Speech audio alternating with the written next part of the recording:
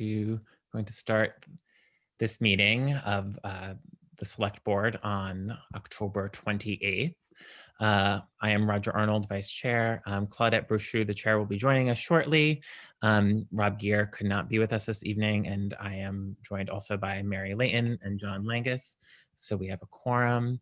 Herb Durfee, our Town Manager, and Miranda Bergmeyer, his assistant, are here with us, as well as some members of the public. I don't have my Act 92 statement handy, but because we're in a global pandemic, we are conducting this meeting via Zoom. I can confirm that members of the public have been given the link. They will have an opportunity to speak. There is a number to call if there's any Zoom issues. What else is usually said in Act 92? I will also let you know that to raise, if you would like to make a comment, please go to the participants button on Zoom and push raise your hand so you can be recognized. And if you're on the phone, please use *9 to signal that you would like to speak, and then I will unmute you.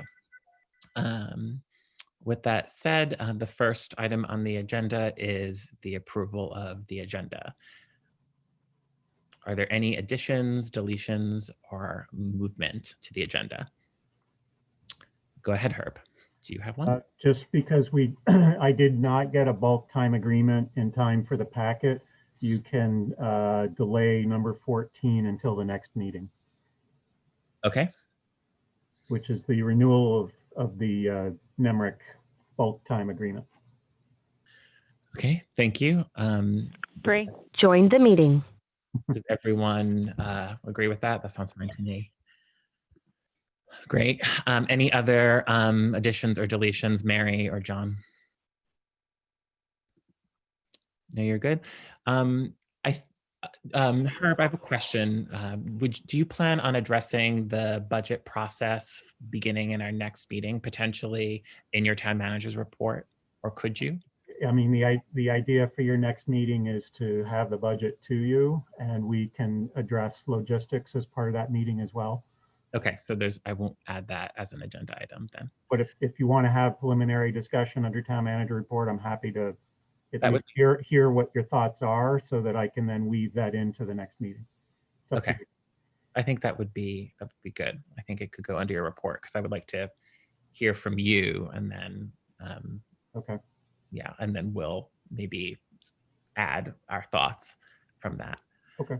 And okay.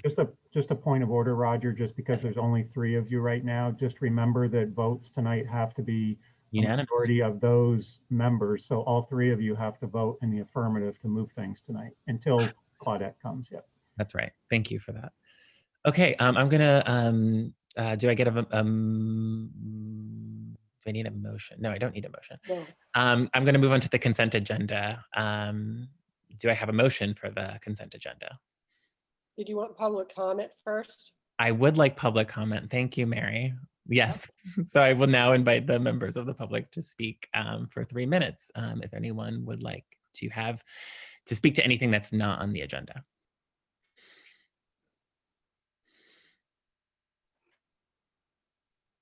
Okay.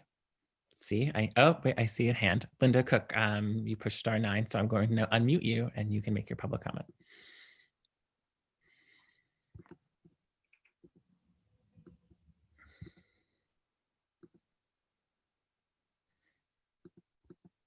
Well, it does seem that I'm not able to. Oh, there you go, Linda, go ahead. Yeah, you're not. I have to see, that's what's not quite working, is I have to do it. Once you've done it or something, then I can do it. Great. Just wondering if you're going to be pulling anything out of the consent agenda or not. Won't you know when we do it?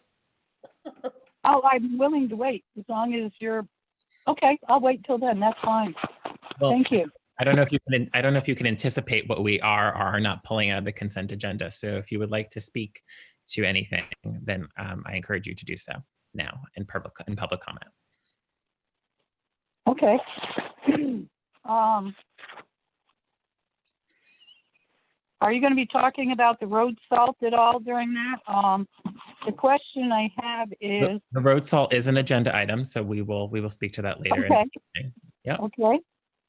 And the Planning Commission open meeting law, that's an agenda? That is not an agenda item as of now. There was correspondence in our packet. Right, so you don't know if you're talking about that. Would you like to speak to that, Linda?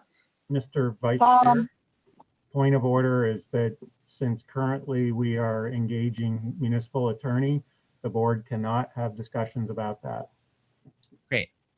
So I invite Okay. you, Linda, if you have a public comment, I encourage you to make a public comment about that item or anything else. Nope, I'll hold off on that one for sure. The other was the Blood Hill, paving of Blood Hill. The residents may be doing a petition. Wondering if that's something that may be coming to the board. You have a letter that was asking how to do a petition. Yes, that was in correspondence. That's right. Would you like to speak? Would you like to speak to that? I'm trying very hard to have you make a public comment. I'm sorry, Linda. Well, I'm just wondering if, and I may have to wait till the petition comes forward because right now it's an abstract. It's not firm. So maybe that one, I can't ask my direct question because it hasn't happened. Okay, and you won't be talking on the open meeting letter. Okay, thank you. Thank you. Any other public comments for things that are not on the agenda? I have a public comment. Please, can you just introduce your name, yourself with your name and your locatable address? And then My name is Jared Dunn. I live at 62 Union Village Road. And your public comment? So I was emailing with Herb about Brian Riordan across the street and I have ongoing concerns about speed coming into town and going up the hill on Union Village Road. And maybe 2 years ago, they moved the speed limit sign up to the top of the hill. So people coming down the hill should see it at 25, but no one actually really goes much slower because the flashing lights sign is at the bottom of the hill and it only intermittently works. So I think it might be worthwhile for the safety of people down in the intersections of Willie Hill and Turnpike and people walking on the road to have that blinking sign moved uphill so that people are alerted a little sooner. And kind of concurrently, it would be nice to have a 25-mile-an-hour sign on the way up the hill to remind people that it's still 25. Because functionally, if you think about it, if you turn left off of Turnpike or right off of Willie Hill, there's no speed limit signs. So you could just go 50 like every other road in town is allowed when things are not signed in Vermont. So maybe that's what people are thinking, but it'd be nice. We've seen a little bit more policing there lately. That's great. I don't know, the police presence has changed much. It would be nice if people were very aware that the speed was changing by way of that blinking sign. Maybe some really large speed bumps would be a bit extreme, but I think some sort of change is warranted because the distance between the actual 25 sign and the blinking sign is significantly further there than anywhere else in town where there is a blinking sign. But I think it would be a neat proposal just to put some speed cameras in, to be honest, because every one of those roads that comes into town is just, people are just flying into town on Beaver Meadow and on Turnpike. When they hit Huntley, it's super dangerous. Kids on the sidewalk, cars just not paying attention. And signs, all of the blinking signs sort of intermittently work. When it rains, I think it doesn't work. That's all I can tell. So speed cameras, I think, would be best. Send people like $4 or $5 tickets and then just hammer them for being abusers. But the police presence hasn't really changed much in terms of behavior. So second to speed cameras, I think moving that blinking sign uphill and putting another 25-mile-an-hour sign, because I think it's totally warranted to have the additional 25 sign to remind you that it's still 25. That's all I got. Great. Thank you so much for coming. I saw that this reflects also some of your correspondence that was in the packet, and I know that our town manager got back to you. So thank you for. Correct. Thanks, Herb. Thanks, Roger. Thank you. Any other public comments? And then after public comment, I see that Claudette is here, and I will turn it over to her. So any other public comments for items not on the agenda? Not seeing any, I will turn it over to Claudette for the next item on the agenda. Gee, thank you. Just checking audio. Can you hear me okay? Okay. First, were there any select board comments? And seeing none, move on to the consent agenda. Is there anyone willing to make motion on the consent agenda? Mary? I'll move it, but I'd like to pull an item. Should I? Okay. The item I'd like to pull is the Blood Hill Road paving. The what? Oh, the blood. Okay. Blood Hill Road paving. So I just move it with that item pulled, or are there other items? Not on my end. So I'll move it without that. Okay. I move to approve the consent agenda with the exception of the Blood Hill Road correspondence. Is there a second? Second. So a motion made by Mary, seconded by John. Any comment on the consent agenda?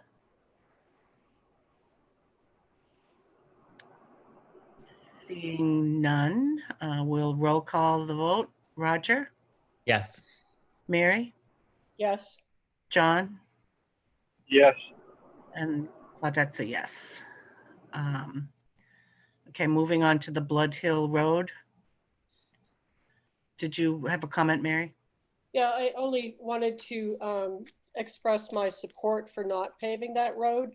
I would, of course, like to hear why DPW or Herb thinks it's a good idea. But in general, I think the residents on that road think it's fine as a dirt road. I've known it for years as a dirt road, and I think it has some character that should be preserved.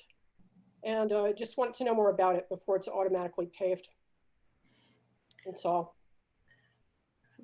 Well, I don't believe it will be automatically paved. It was just part of the capital improvement, the first iteration of the capital improvement plan that was submitted as part of the budget last year. So I don't think it's definitely not a done deal. Okay. Oh. I just don't want it to slip under the rug. Herb, did you want to add anything to that? No, no, other than just we acknowledge what the citizens put in there, that I will, include it into my budget folder to make sure when Larry is still finishing up some stuff for him. So I'll be taking a look to make sure that if it's targeted in there, that you guys will have some discussion as part of the capital budget process. If it's not in there, then I'm not going to raise an issue that says that we're going to be paving that. But I know Larry is looking to do an updated RSMS, which is a road surface management system evaluation of paved roads around town as part of the capital budgeting process for next year.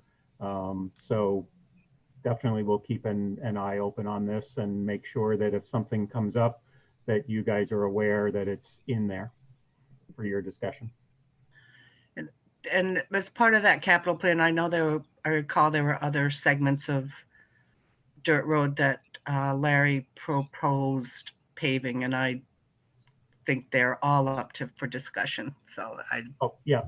No, I understand. And paving in Norwich has been a 4-letter word for many years. So, yeah. Is that okay, Mary? Yes, thank you. Thank you very much. So now do you want to move to accept that as correspondence? I move to accept the correspondence regarding paving on Blood Hill Road.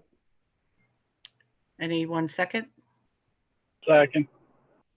Motion made by Mary, seconded by John. Any further discussion? Roger, how do you vote? Yes. Mary? Yes. John? Yes. And Claudette's a yes. Next item on the agenda is the presentation by the Youth Advisory Council. And I see that Tracy is here, but I completely spaced on the teenager who was going to be doing this presentation. And I don't know, Roger, if you received a copy of the presentation. Tracy just sent a link to me. Okay. So I have that. Should we have a presenter for it? Okay, then Tracy, we will send it to you. Thank you. I'm sorry, Nina's audio must still be not working for her to not have joined, or maybe there was a confusion on the time. I would be happy. Have your full name and locatable address, please. Sure. Tracy Hayes, 31 Carpenter Street. And thank you all for your time tonight. One of the silver linings from the pandemic was that teens had a little more time to meet and start this concept. We're calling it the Norwich Youth Advisory Council. And the concept, as you'll see in the presentation, is it's for youth by youth to create spaces and to do more as youth go over to Hanover after 7th grade and tend to gravitate towards Hanover. So with the idea of getting back in touch with more Norwich-centric or Norwich youth activities. And we've had a lot of partners with that. It's been very exciting. Roger, do you mind sharing the... So this is a presentation that Nina and other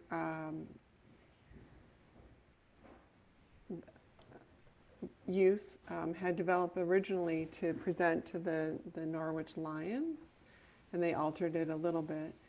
But these are their words, and I'm bummed they're not here to speak on their behalf. So who are we? Roger, do you mind going back, or is there a way that I can? Thank you. As you can read, it's a teen-led group with the goal of keeping young people involved and active in the Norwich community after leaving Marion Cross, while also including teens from neighboring communities. They're very inclusive, which is lovely. And by organizing events both for teen population as well as greater community. We aim to bring together students in a welcoming and engaging environment, provide opportunities for teens to learn as well as share their talents while enriching their communities. I've been so impressed by their leadership skills and their love of Norwich. The mission statement: to break boundaries, build bridges beyond town borders. And so the first, can I advance this, or, oh, thanks. So they really wanted to look for teen spaces and community events. They talked with the library about study places once, in this new reality, of course, there's limits. But just creating the Norwich Youth Advisory Council has been really special for them. And then doing community events in a socially responsible way. Many of the community events and activities for teens that we had planned through the Mount Scottney grant were canceled due to COVID prevention. And what they wanted to do was, because the Norwich fair was canceled, they wanted to do a community event that would be safe. And Roger and Bree, you please chime in, because Roger and Bree were very much part of this and mentoring the youth and bringing this to light. So we really tried it. We started with a porch fest The youth wanted to have musicians on porches throughout downtown, and then we realized it would be too tight for COVID spacing, and then also for traffic. Then we reinvented to music in the meadow, and then that got a little wonky with Dresden field use or not, and then we went to the Tunes on the Trail. So I have to give it to these teens, that their tenacity to keep going. And it was a very safe event. We had 60 participants over a number of hours and 5 bands. And it was a lovely autumn day. The reviews were, I think the average was 9 out of 10. And there's some pictures from Tunes on the Trail. You can see safe distancing, mask wearing, sanitize in and out. And after, on the way out, you got a cookie after you sanitized your hands from King Arthur. The next one, activity that they're going to co-sponsor, I'm sure you've heard about, is the Halloween, the Norwichi Halloween, or Norwichi Wood Walk. And so the Youth Advisory Council will be part of that, and in helping to set up, as well as recruiting other Norwich High School clubs and students to help participate and support this safe activity for elementary school kids and their family. So it's really exciting. You know, we're just going to take it slow and build. We're getting momentum with each event, getting more youth excited as well as adults to volunteer. And it's a Norwich activity. It's grown by Norwich. Do you guys want to add anything, Roger, Bree? I see Bree unmuted herself, so. I did, yeah. So this is an amazing group of kids. I really do think that they're doing exactly what we've formed this committee or council to do, which is tell us exactly what they think would help support the teens of Norwich, and they're bringing it to us, but they're also actually carrying through, and they're creating these events. They're showing up, which is amazing, and they're carrying out the events, which with the Music in the Meadow, which turned into Tunes on the Trail, I was really impressed by this group of kids, their maturity, but their organization, their attention to detail. They did everything we asked them to do, but they even asked questions that went a little bit further. So I'm really impressed with this group. I think they're wonderful. They're just a testament to everything that I could imagine that a Norwich teen could be, really. And which, I don't know, I mean, Roger, you've worked with them. They're really impressive kids. I mean, they're great. And I do think that they're doing a wonderful job with Halloween. And I think they'll do a great job going forward. So, oh, it looks like Nina has shown up. I do think, I will give Nina the benefit of the doubt here. I do think that we had 6:55 for her on a schedule, and she is extremely time conscious. So I think Nina is showing up exactly when she thought she should be here. So maybe it might make sense, Nina. So we went through some of the slides that you created to share with this group, which was great. And so I think actually, if maybe it might be best. I mean, you can say whatever you would like that we should know, that you would want us to know. But I think it would be cool to just like hear a little bit about your impressions, a little bit about Tunes on the Trail, a little bit more about that event. We saw some photos, but can you give us a sense of what it was like and why you think that was like a really good thing for Norwich? Yeah, it was a really great experience for me, like planned, but when I got there, it was really nice to see everyone come together, especially since over quarantine, we really didn't have any community events. And it was great to see even like my friends from Norwich like show up and just get together. That's awesome. Yeah, we had a great turnout. We actually ended up handing out 67 of 75 armbands that we had. So it was really great. That's awesome. Nina, what's your biggest takeaway from this group? Mostly, I've just learned a lot about what it means to plan events for like a community and really be like active in a community, because I feel like sometimes I go to school in Hanover and like I have sports and stuff in Hanover. So it's been really nice to really just be centered closer to home and learn more about like Norwich as a whole. And what have you learned so far? I've just learned a lot about like the more events that we've been having, and especially like the one that's coming up that Bree is having with the Halloween walk. It's just been really great to be a part of so many things. Any questions by any other board members? And my apologies. We have the times as expected. We probably should change that and say estimated. So apologies for starting without you. So that's all right. Any further questions, comments by anyone? If not, thank you very much. And it sounds like the Halloween walk is going to be interesting and fun.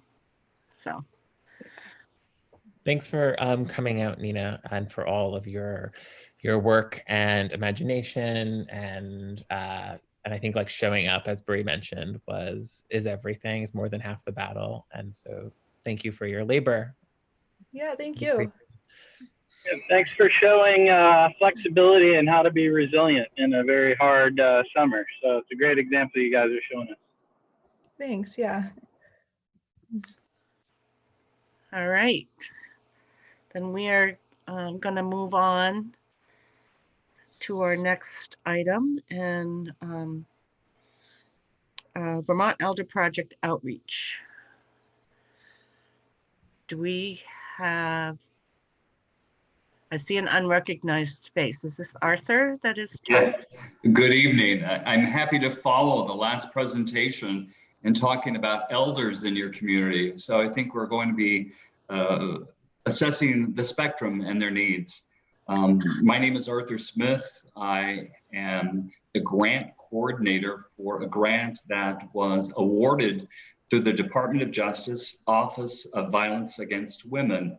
It was awarded 3 years ago, and we've been working on it and with your community the whole time. Chief Frank has been instrumental in a number of the initiatives. What I thought I would do is do a brief overview of where we were, where we are, and what the ask is, why I'm here today, and what I hope the future will look like. So just looking at where we were, the grant was awarded 3 years ago, and we had 3 different missions. One was to identify need in Windsor County, the grant specifically for Windsor County. And the second part of that was to train, and that would be training of law enforcement and service providers for people in the area of concern, which would be elders who have been abused, neglected, or have suffered financial exploitation. And the third aspect was outreach. How do we find people in the community and help them locate the services and resources that we have in the county? So we started off with the needs assessment, and there were 4 identified areas. One was a need to identify the gaps we had in service delivery. And if people have been working in the area, they know it's a bit confusing. If you have someone who's been abused by a caregiver, typically that's not a part of the domestic violence service delivery. Typically they provide for intimate partners. And if you're thinking of referring to someone to adult protective services, you'll first encounter the obstacle, they have to be a defined vulnerable adult. And one of the other areas, even trickier, financial exploitation within the family. Oftentimes, and we see growing numbers of individuals calling saying, I don't know what to do. I don't want to get law enforcement involved, but I can't keep on paying my bills if my family, grandson, son, daughter-in-law continues to take my money. So those are the gaps in service delivery that we were to address. One was the second issue was emergent housing. Where do you take someone? What community resources are available when they have to leave the house? Because you may take Earl away, but he's not going to stay away, and his guns are still here. So where do you take someone who's elderly, who may have medical needs? That was the second issue we needed to address. And the third was the development of a coordinated community response, bringing together different agencies and different 501c3 organizations to solve these problems that are unique to our county and to our towns. And I think that's one area that we really hope will survive the grant funding. And the last was outreach. How do you educate people? So those were the identified needs.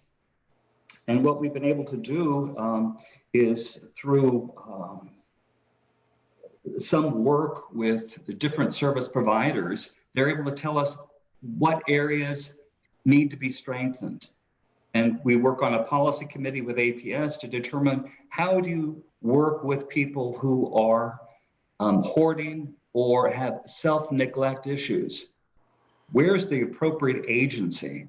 So we try to identify the Council on Aging here at Senior Solutions as an avenue of resources. And in developing where we were, we see that we continue to need to do trainings. And one of the trainings two of the trainings actually were in your community center at the police department. And Jen Frank was instrumental in making sure that was smooth. And what we did is we helped train police officers to learn more about what they're seeing. And detectives and investigators how to collect evidence. We had people that were vetted through the Department of Justice coming in and giving very specialized training in this area. It's very difficult sometimes because of the issue of capacity. And that was one thing they needed to train. It's not always dementia or Alzheimer's. It could be based upon an infection, time of day, medication, all of these variables that one needs to be trained. So we've identified the need. We started with the training and then outreach. Now we're looking for different ways to reach. Chief Frank has willingly volunteered to do a PSA, a public service announcement, to let people know that you can contact law enforcement, and welfare checks are instrumental in connecting people sometimes with the community, especially during COVID, these periods of isolation. And also, we're developing new models of intervention. As mentioned earlier about financial exploitation within the family, when mom or grandma does not want to go to the police, what other options are available? And we've been working with Restorative Justice in White River Junction, and they have a model called the Circle of Peace, which allows people to come together through guided discussion and discuss how this is harming. And a part of that process oftentimes is for mom or grandma to self-identify as a victim survivor. Oftentimes they don't see themselves in that role, especially when it's family. So it's an education process for them. And during the CCR, the community coordinated community response, we looked at the literature. What profiles would be most successful in this type of model? So that's where we were. We identified the needs, we did the training, and we did the outreach. And now I'm going to conclude with the ask, which is, what am I asking you to do here this evening? I sent a brochure out of different options, different paths to take as far as solving problems. Oftentimes people don't know where to go. We have a lot of resources in the state. The grant that I'm working on is a pilot, and it's a model for the whole state, specifically in the state plan on aging, addressing financial exploitation. So we want to make sure people are aware. There's an organization called FAST, a Finance Abuse Specialist Team, that could be very resourceful. for scams. Just recently, right before Rosh Hashanah, I got a call from, it appeared to be a rabbi asking me to purchase 7 different gift cards for individuals who were in the hospitals she couldn't reach. It looked on the surface very much like it was coming from a temple nearby and from a rabbi that was well known. And in contacting FAST, I realized, yes, that scam has been going on for quite some time. So where do you go? What do you do? That's a part of the ask, which would be post this brochure on your website that I provided to her. I hope you'll have a continued participation in the coordinated community response. Chief Frank has been instrumental in a number of initiatives. We talked about how to train police officers. And one thing she said is, I really can't afford to send people off to trainings for 8 hours. I think it would probably be very helpful to have shorter trainings that I could allow them to watch when they have downtime. So that's the other thing we're trying to develop, mini trainings that's not going to cost the community too much, but keeping people well informed. And the other, incorporating into your community policing policy, these updating. And maybe one of the last things I'd like to request is that the National Clearinghouse on Abuse in Later Life has developed a self-assessment for law enforcement, where your community is with interventions and with policies. And I really look forward to hearing back from all of the select boards and all of the law enforcement supporting the different communities, seeing where we can go as far as future programming. So that's pretty much the overview of where we were, where we are, and the asks. There are 4 of them. And I wanted to leave a little bit of time. I think I just passed my 3-minute mark for any questions you might have. Does anybody have any questions? I have a question. Go ahead, Roger. I appreciate all this information. I took note of the state plan on aging, for example, and I will have some follow-up. I know also that someone from your agency reached out to the Norwich Public Library and let us know that we would be on their newsletter and be hearing from updates. That's another, of course, resource in our community. You've mentioned that you work in Windsor County more widely, is that right? The grant was awarded for Windsor County. So can you talk to me about what your work looks like in communities that don't have a funded or robust police department? How do you work with agencies or other individuals outside of law enforcement? And can you tell me what that looks like?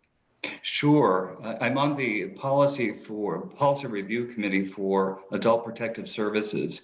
So one of the issues that we have there is that it seems primarily punitive, and they don't incorporate, as other states do, self-neglect. So that area is one that probably needs a lot more funding. And it really right now is housed in Senior Solutions, which is the Council on Aging, but they don't have necessary resources nor the investigative approaches that are probably instrumental in having a better understanding of what's going on.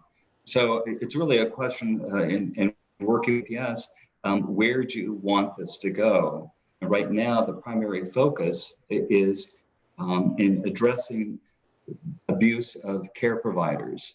And one thing we want them to track, if they would, is the extent to which they are involved in RFAs, relief from abuse actions, which allows a civil remedy as opposed to just a criminal remedy for abuse, neglect, and financial exploitation, which may allow during COVID the ability to, if you're renting a facility or renting a room, you may be able to use an RFA to remove someone that you might not be able to remove in any other type of proceeding.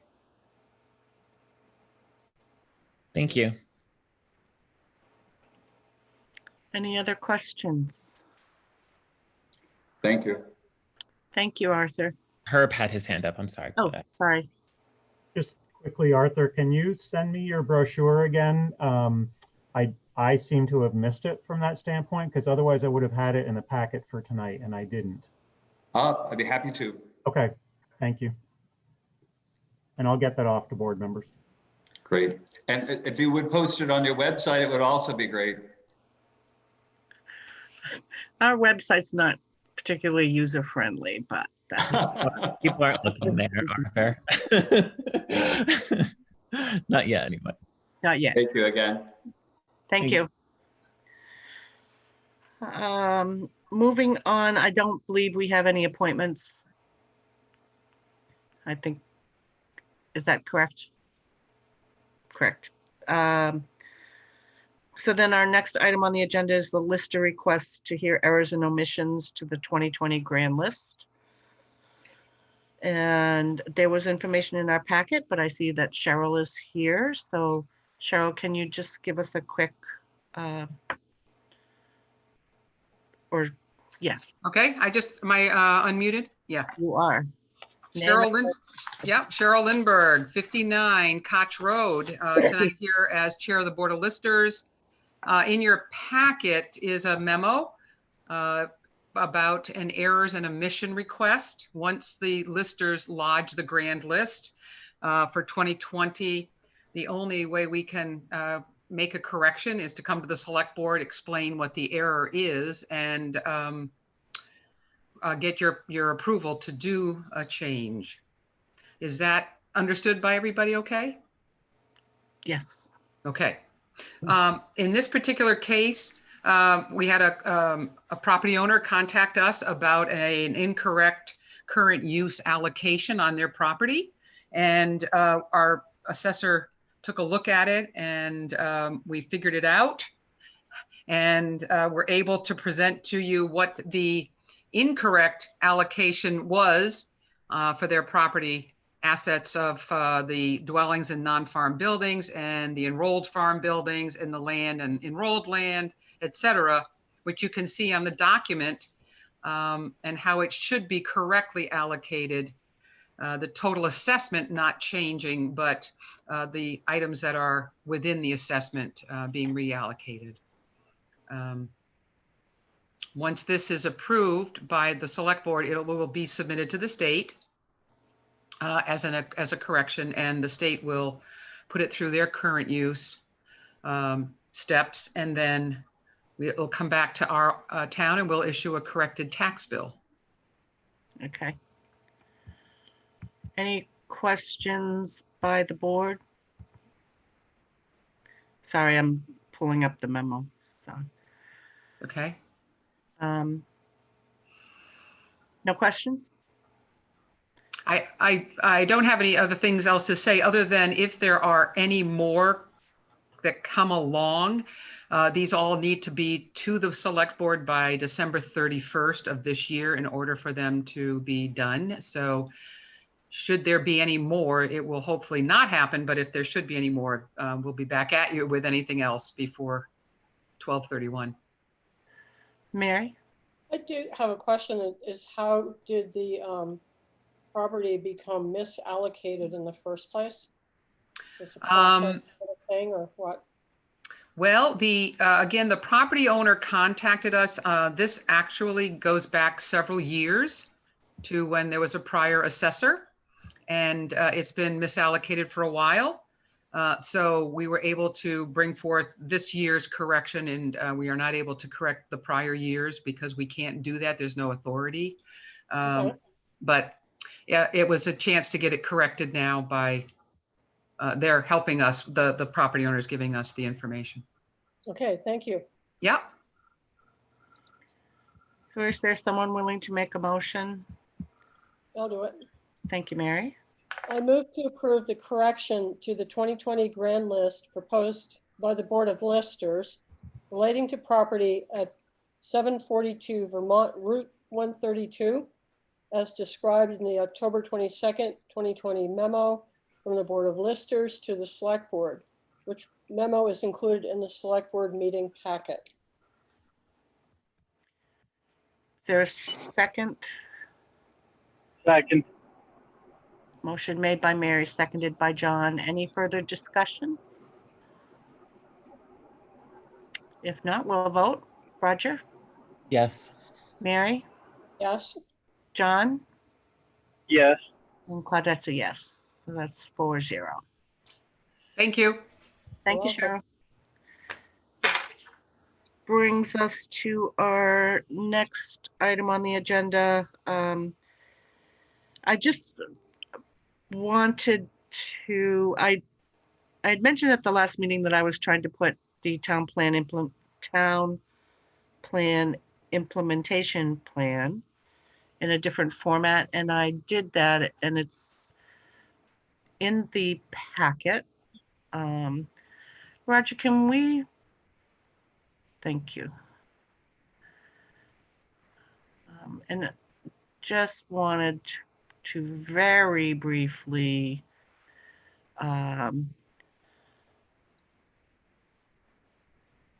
have some, if you want feedback? yeah, that's one thing. Feedback, yes. And if there are glaring errors, let me know. Because I pulled everything from Roger's memo to the Planning Commission and from our meeting. The only, I mean, so the investigate the use of the land owned or controlled by the town of Norwich. I don't think that was clear when we initially discussed it, but that is happening. It's happening with the Affordable Housing Subcommittee, and with a lot of cooperation, obviously, from Rod Francis. They've pulled that list and they're discussing it, and I imagine it might make sense to have a presentation when there is something to present. So, and that includes the land owned by the water district. Can I call it the water district or fire district? That entity. So yes. So that red Prudential Committee can be changed to black as a, wait. There's not a report yet, though, is there? No, it's not.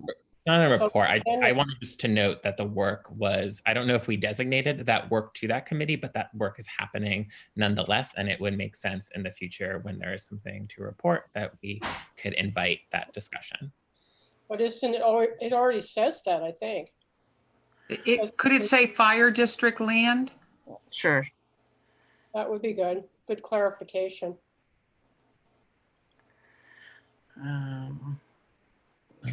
What else? And I'll just clarify, stop right there, Roger, for a second. Oh, sorry. I'm forgetting that all of you can see my screen, sorry. So Cheryl was suggesting, I think, that Prudential Committee land be changed to fire district land, is that correct? So I'll change all that to fire district land, but we have in here, Herb had reported out that the town doesn't have any land holdings that would support housing, including affordable. So that's so should it just read fire district land is what you're saying? Well, I'm asking for clarification now. So okay. My comment tried to provide that clarification. Okay. But it's being, it's folks are working on it, and it would make sense for us to learn what they know when they finish knowing it. So maybe a way of understanding it is that, I mean, the town does own land, but apparently the town-owned land is not suitable.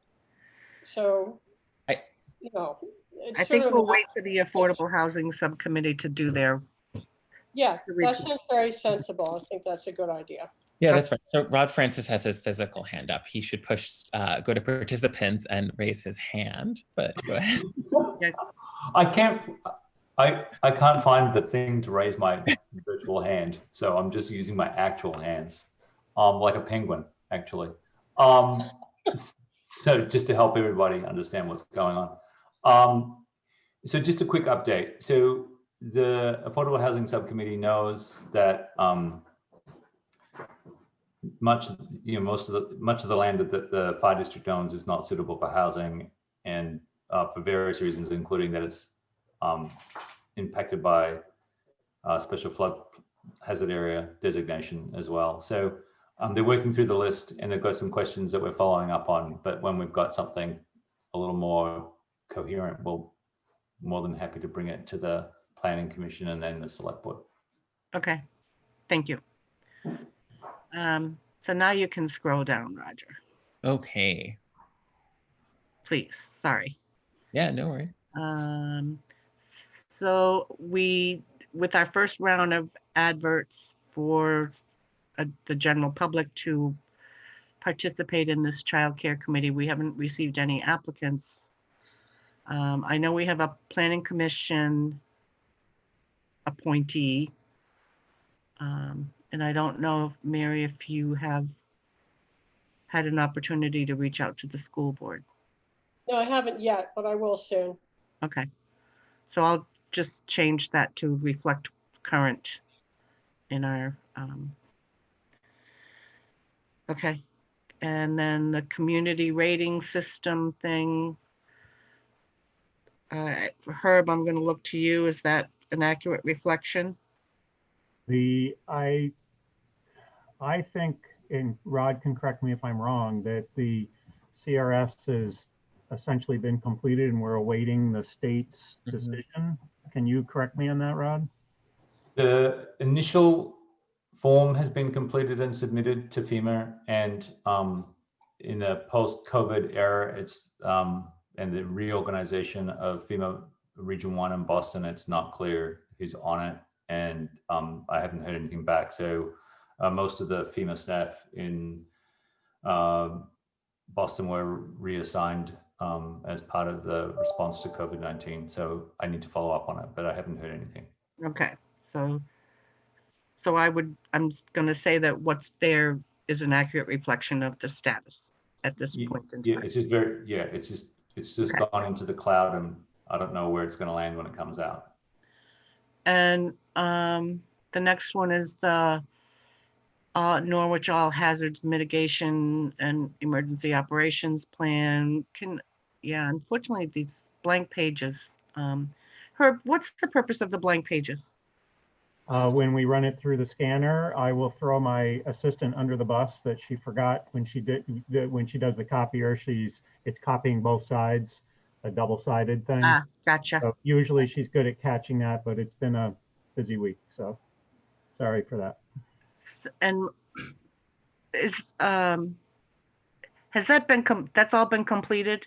So the hazard mitigation plan, we just received notice back from the state that acts on behalf of FEMA that there's some additional stuff that they would like completed. So our consultant, Two Rivers RPC, is making those changes and working with the state to get that done. And so eventually, when we get the sign off, you'll get the final the document with the approval on it. Yeah. So right now, Two Rivers is kind of acting on our behalf in consultation with me. All right. And then the next one is the barriers to development. Does that accurately reflect what we've talked about?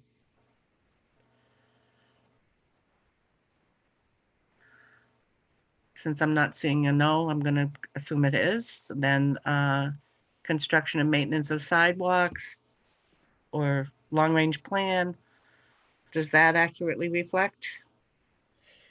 I think that, well, let's see, where's this participation? So basically part of this is going to be involved with Larry and the capital budget information that he's submitting to you. There are some updated reports or, inventory reports that need to be updated that will be highlighted in well, not highlighted, but contained within the capital budget and program, such as whether we update to the sidewalk inventory. We've done a culvert inventory. We are looking to an update to our RSMS on the road, on the paved road, existing paved roads. And then we are doing specialized work such as the Beaver Meadow scoping project with regard to, in this particular case, an additional sidewalk the capital budget and program will touch base on funding that's needed for the future to deal with the priorities such as the designated fund for sidewalks, paving, etc. So there is stuff that is coming your way along with existing work that's underway. But this is definitely, that's a big category for the long range. Mary has her hand up. Just that I noticed also in his town manager report that Herb referenced the work that Steve Flanders did in figuring out for the town-owned sidewalks what a reasonable annual amount is to maintain them so that we don't have them become dangerous and then sort of all of a sudden get whacked with a huge bill for fixing them. So I was very glad to see that that was in there because Steve did a good analysis and I don't want it to be left out. So do you want that language as part of this? Well, if you mention Steve Flanders' research somehow, I think that would be helpful. All right, can do that. Thanks. Well, there's a lot of competing documents that would go into creating a long range plan. So for me with this item, I'm hearing sort of promise of convening some documents from Herb. So, and which will include the Flanders memo that, as Mary says. So I think when that happens, we just need to decide on a plan forward.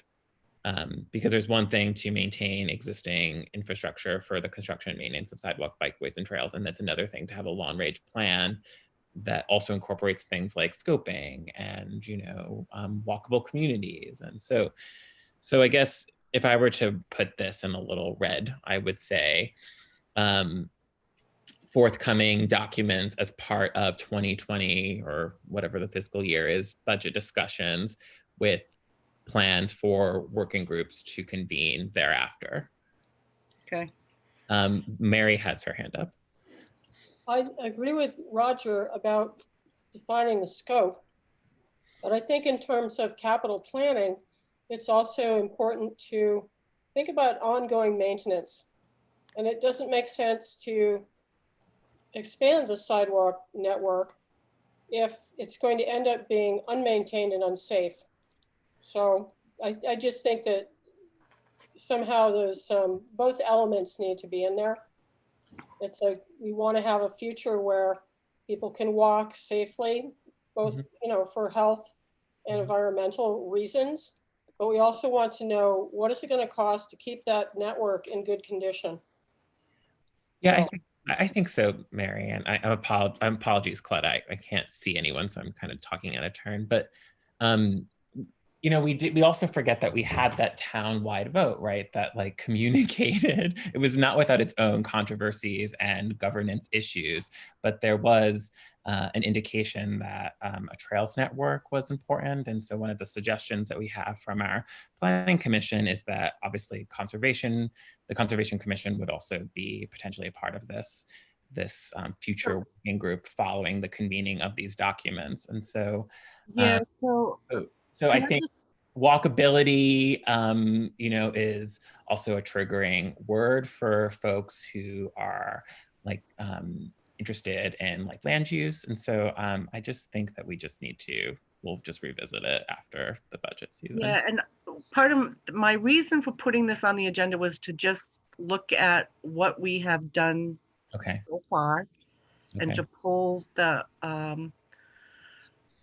pull from our meeting last time and the from the meetings, but not to rediscuss this tonight. Okay. I just wanted to make sure I had captured what we had decided. Sorry, I jumped in. Sorry, Madam Chair. Go ahead, John. I just wanted to offer one thought on the sidewalks, because we have been talking about this potential merger of the two municipalities for a long time. I wondered whether anyone on the town side has looked at what the fire district spend each year on insurance, because if we merge the two municipalities, we might find that we saved most of that money, which could then be made available for better maintenance of those sidewalks, which we all agree is been underfunded by several years now by the fire district. So I guess that would be all part of our next iteration of the implementation piece. So, but yeah, good thought. So that's where, I believe that's where we stopped.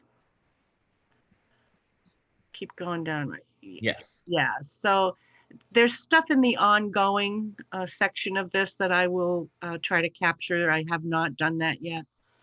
But do people like this format? That's my big thing. Yes, I like it very much. It's ironically very similar to our town manager report. Except for, yeah. But I'm not planning on switching anything from red to black until it's done. That's the big difference. Oh, goodness. Okay. Okay. So then I would like to move us along. And I'll make some edits to what's there and send it along to the group. Our next is our Planning Commission request to apply for the village designation with a goal of possibly approving the resolution for the village designation status. And I do know, I know Rod is here. I do know they had a walking tour. Yeah. Oop. And I see Richard is here, who I believe is the person who led the tour. So I'm gonna hand it over to Rod. Thanks, Claudette. So the first thing is, Roger, I think Richard has a brief PowerPoint presentation and needs to gain access to. It is accessible. He can go for it. Okay, Richard, you should be all set. And then just by way of introduction to the rest of the meeting, Richard is with the Department of Housing and Community Development, and Claudette is right. He visited on October the 16th and did a walk around of the village, what was the village, the designated village area. As you know, the designated area lapsed, I believe in 2017 or 2018.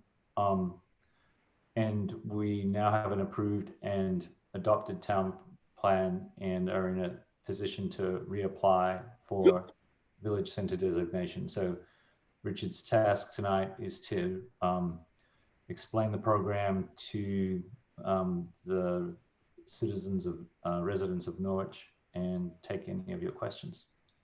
Take it away, Richard. Great.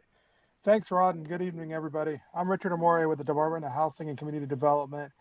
Like Rod said and Claudette said, I was out, I guess last Friday, and took a walking tour of the village and met with a few of the Planning Commission members, as well as a few other local volunteers.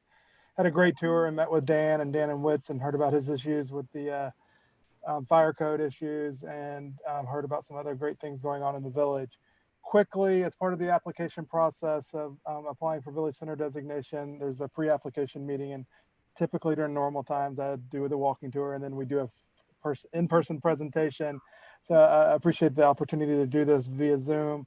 I'll go through this rather quickly, but if there's any questions, we can fill those at the end. And to kind of get us started, I work for a team within the department for the Community Planning and Revitalization team, and we provide tools, training, and grants to support thriving, walkable communities, similar to a lot of the conversation that I've heard tonight on your town plan implementation efforts. Much of our work is guided by the overarching statewide planning goal to plan development to maintain our strong downtowns and villages separated by that rural countryside. So much of the policies, the incentives that the legislators put in place is really to further advance this statewide planning goal. And one way they do that is through the Village Center Designation Program, which recognizes and supports local revitalization efforts across the state with dedicated staff support, but also dedicated funding sources to help build strong communities.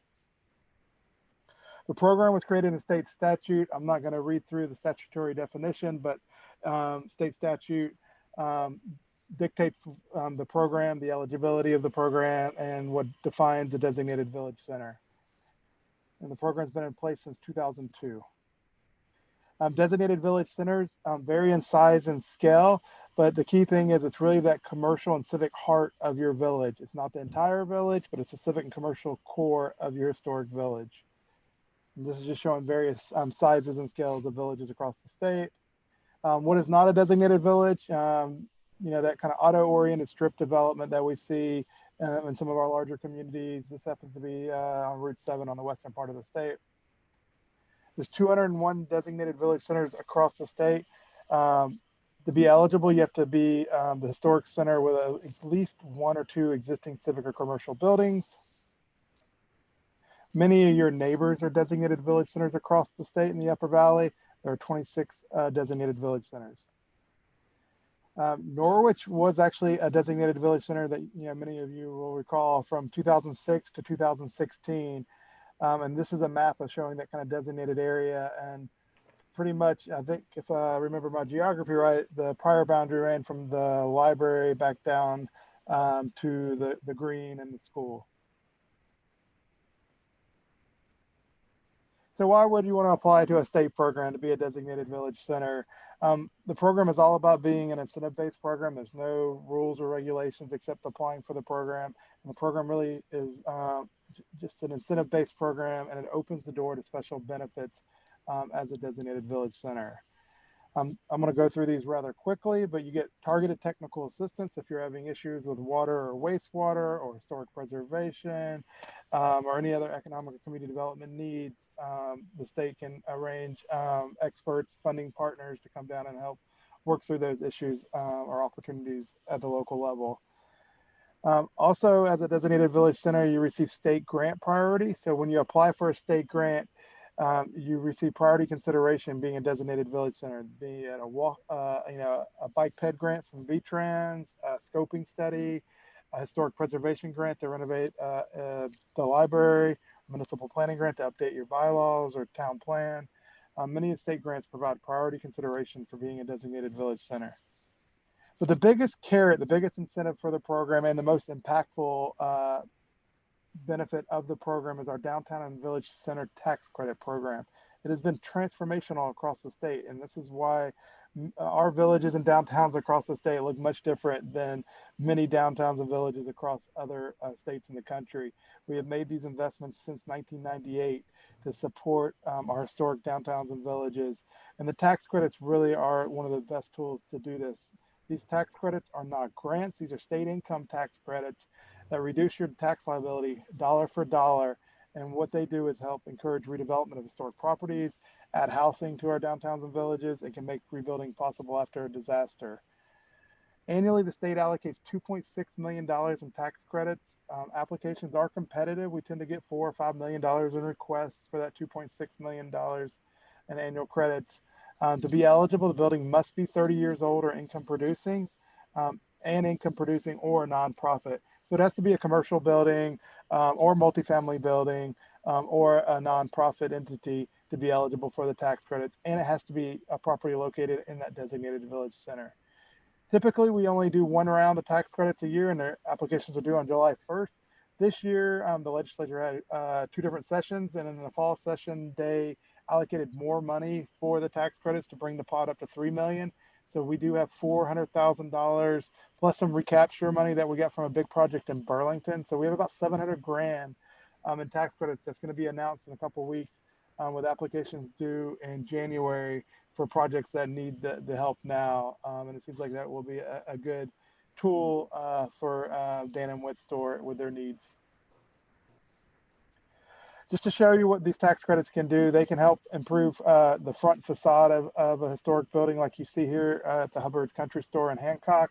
It can also bring buildings up to code, electrical or plumbing or even ADA and accessibility, fire safety, sprinkler systems, big investments like elevators. 88 bathrooms, but it also can help renovate smaller projects like this, a duplex in Montpelier, bringing it back to life and adding 2 additional housing units in our downtown. As well as nonprofit buildings are eligible for tax credits. And this is a project down in Putney, an old church that now is a performing arts venue in the village. Nonprofits are eligible for the tax credits. And the way that works is, since they don't have any tax liability, nonprofits and commercial properties as well can sell their tax credits to banks to monetize that tax credit. And it's often a way even commercial properties will use this avenue to get money for the capital or money and capital for the project, their construction project, because they may not have that capital up front. So they need to do the project and they work with their local bank to sell those tax credits to get the needed capital for the renovation. Quickly, I just want to be transparent. The application process is pretty smooth. Rod has been on top of it, working with Two Rivers Ottaquechee Regional Commission, but it's no formal application. It's just a cover letter from the town explaining why you seek Village Center designation, talking about some of the investments that you guys have made in the village over the years. The select board does need to authorize the application. I believe that's being done tonight, but I could be mistaken. The authorization, either the meeting minutes or a formal resolution from the select board needs to be included in the application to show that the select board authorizes the town to apply. You do have to work with your regional partners, and you have to notify them. So you have to submit a letter to Two Rivers as well as Green Mountain Economic Development Corp. Bob Haynes was down there on the walking tour with us, and I know Rod's been in touch with Two Rivers, so they're engaged and active partners in the Village Center designation program. You also have to have a confirmed town plan, which you guys have. And I looked at your town plan recently. Another requirement of the program, you have to have language in your town plan about Village Center designation. You guys are all set. I looked through that really quickly. You have a great chapter about Village Center designation. Your town plan looks fantastic. It's one of the nicer looking town plans I've seen. Made it easy to read and easy to find this language. You also need to submit your zoning bylaws and historic district information about or pertaining to the designated village center. So any bylaws pertaining to the village. I don't need to know what's going on in the agricultural lands, but the zoning for the village needs to be included in the application, as well as the boundary map. And this is where I know Rod's been working with Two Rivers and sought some guidance from me during the walking tour on the boundary. And I think it's going to be pretty similar to the prior boundary with some slight modifications. But the boundary map needs to be, developed and identifying the land uses, identifying the properties within the designated village center, similar to this map you see here. And then lastly, you need to submit photographs of the village showing key areas of the designated village center. The application is sent to the downtown board, which is a state or governor appointed board consisting of state agency heads, representation from regional planning, as well as local government and the business community. My role is to assist you guys in a successful application, providing guidance of what could and would be approvable. And I'll provide a staff review of that, share that with the town. And then that application gets further, and my staff review gets advanced to the board. Applications are due on the first Monday of every month, which is, I think you guys are intending to submit an application on a Monday, if I understand correctly. That application will be considered on the fourth Monday of November, which would be November 23rd. Somebody from the town will need to attend that staff meeting virtually through Zoom to represent the application.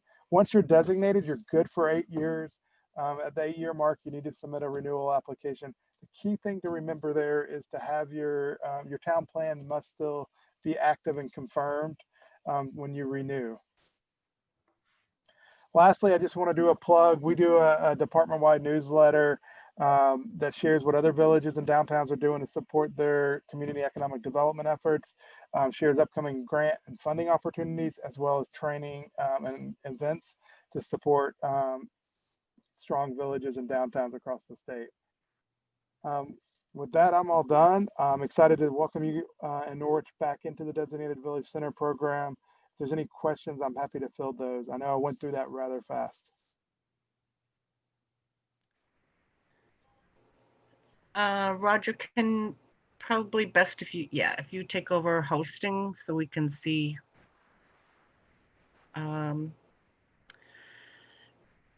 Rod, I believe I was sent, or there was a updated map, so that the area has changed just a little bit of the proposed area.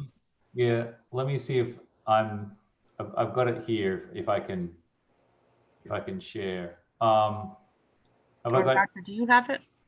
You might. I've actually got it. You can go ahead and share if you'd like. Okay. Okay.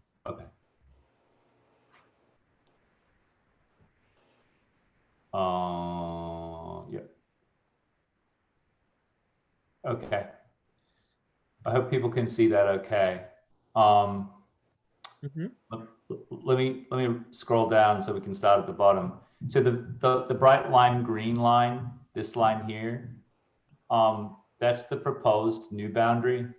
So the shaded blue area, I don't know why I'm having kind of a weird image issue with my PDF. I'm not quite sure. Try and ignore the white bands. I'm not understanding what's going on there.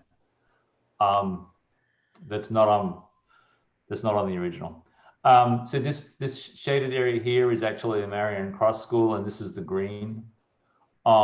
Immediately to the south is St. Barnabas Church in the parsonage. And given the civic function of the church and the parsonage being attached to it, it's on the same parcel. In discussions during the walk last Friday, Richard indicated that would be a good thing to include as kind of a public building. And then there's new guidance from the program that suggests that if you're going to have a mapped designated area on one side of the street, you should try wherever possible to put the other side of the street in. So that would capture these three quite grand brick dwellings in the village as well, which are opposite St. Barnabas. Then moving north fairly quickly, whoops, wrong program to do that with. You'll see the lime green boundary here. This captures the parcel where the senior housing development is. And because one of the objectives of the Village Center Designation Program is to attract investment in housing for all members of the community, this is regarded as a key example of investment in the village. And so it's thought that that's a worthwhile thing to include in the Village Center Designation area. And so that's captured. And then going back out to Main Street, this is the library here, number 29 is the library. Again, sticking with the rule that where you've got a boundary, you should try and capture both sides of the street, one parcel deep. So we've captured another 3 parcels here on Main Street. And then we're back to where we were and everything else is the same. I don't know if anyone's got any questions about that. And I do apologize. I've got no idea what the white stripes are about, except that, you know, I listen to them occasionally. Madam Chair? Is that John Langus? It is. Sounds like it, yeah. I wondered whether the Marion Cross septic issue would be something that would be a potential recipient for one of these grants. That's a very good question. I have no clue. Does Richard or Rod, do you have an answer to that? I'll let Richard go first. Yeah, pardon me, what was the question about a septic? Yeah, so Richard, let me give you some context. So the Marion Cross School, actually, for some reason, now oops, my God. Okay. Yeah, I know where the school is now, but. Yeah, all right. So it's got a septic system with a leach field that is in the green, and it's failing. It's been determined that it's failed, and it's been like that for a while. And so the school has been working really hard at trying to come up with a long-term solution. This winter, they're going to begin regular trucking of the wastewater away to a nearby treatment facility.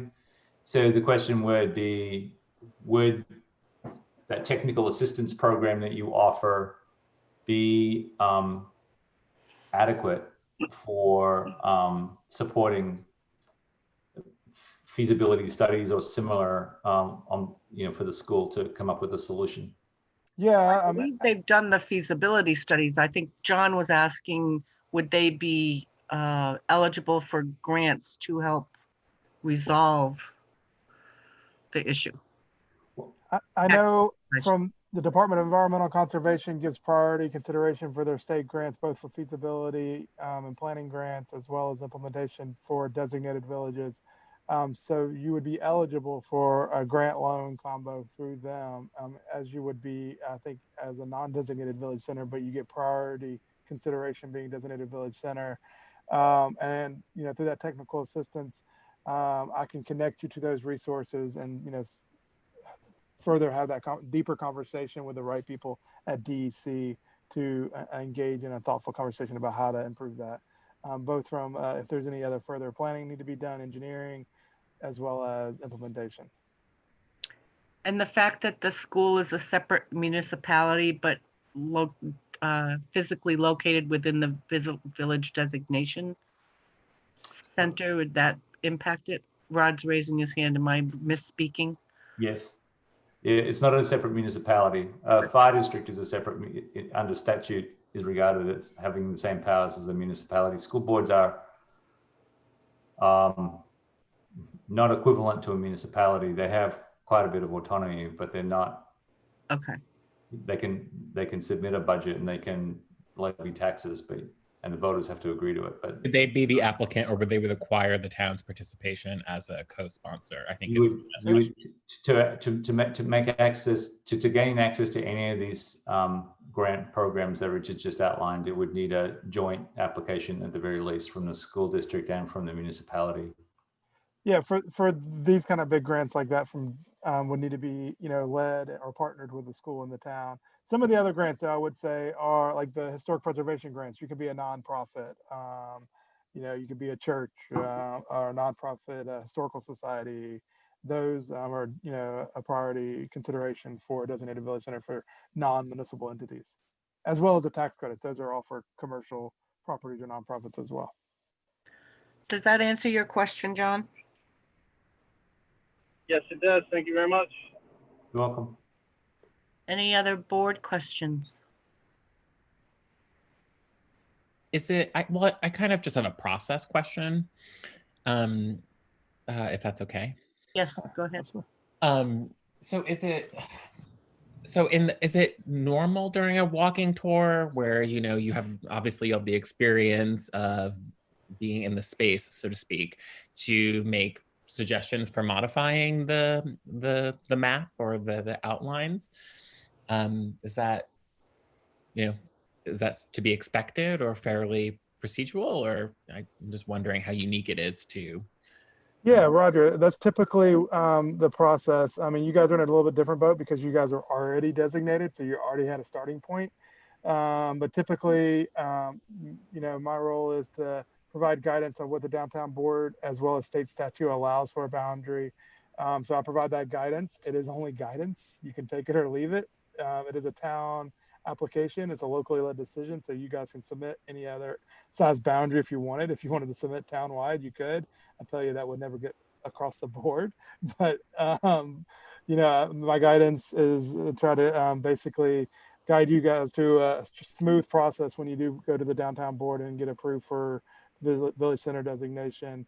And you guys already have a good starting point. I don't think the boundary is changing much. I think it's expanding in a few places, based on typically churches, granges, general stores, the commercial or civic kind of hubs are the anchors of the designated village center. That's why I recommended, maybe since it's adjacent already to the green in the school, extend it south to include the church and parsonage, as well as just across the street, because the past few years we're like, it's kind of dumb just to designate one side. You should designate both sides, even though that a lot of those brick buildings that are beautiful are single family residential properties that don't receive any benefit from the designated village center program. Mm-hmm. Okay, thank you. So just to follow up on that, Roger, so we went into the walk assuming that we were gonna resubmit the existing, or the past boundary is the correct way of saying it, because it's lapsed.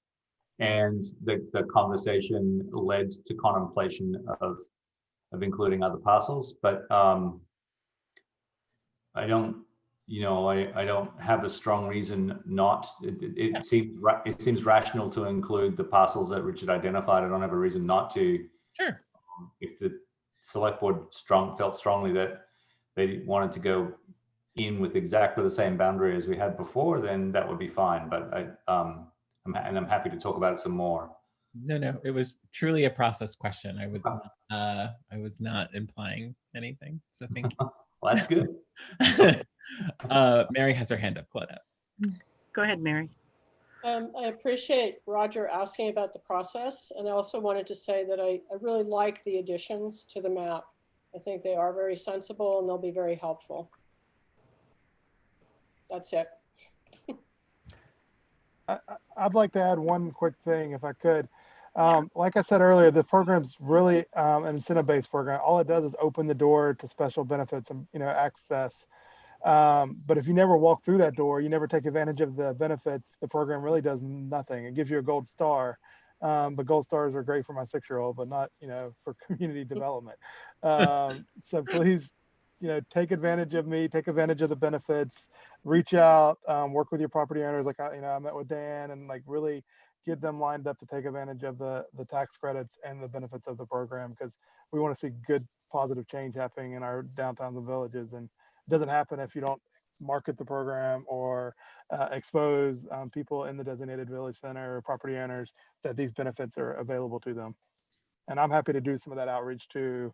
During normal times, we do follow-up meetings, community meetings, sharing more about the benefits, or even doing one-on-one site visits and walking through buildings. And we can do some of that in a COVID-safe way now, but it's a little bit more challenging. Any other select board comments before I open it up to see if there are public comments? Are there any public comments? I don't see any. Jackie, is that?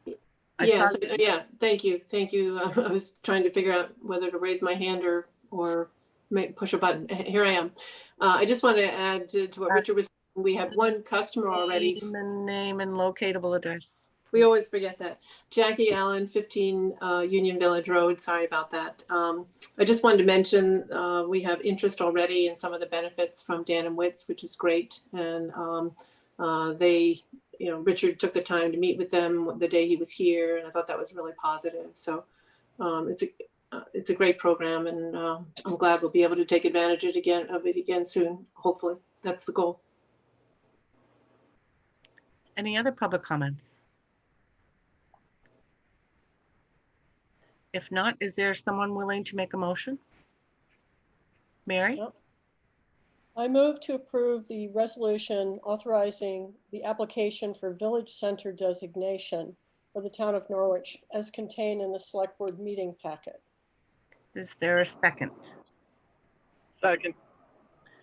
Okay, motion made by Mary, seconded by John. Any further discussion?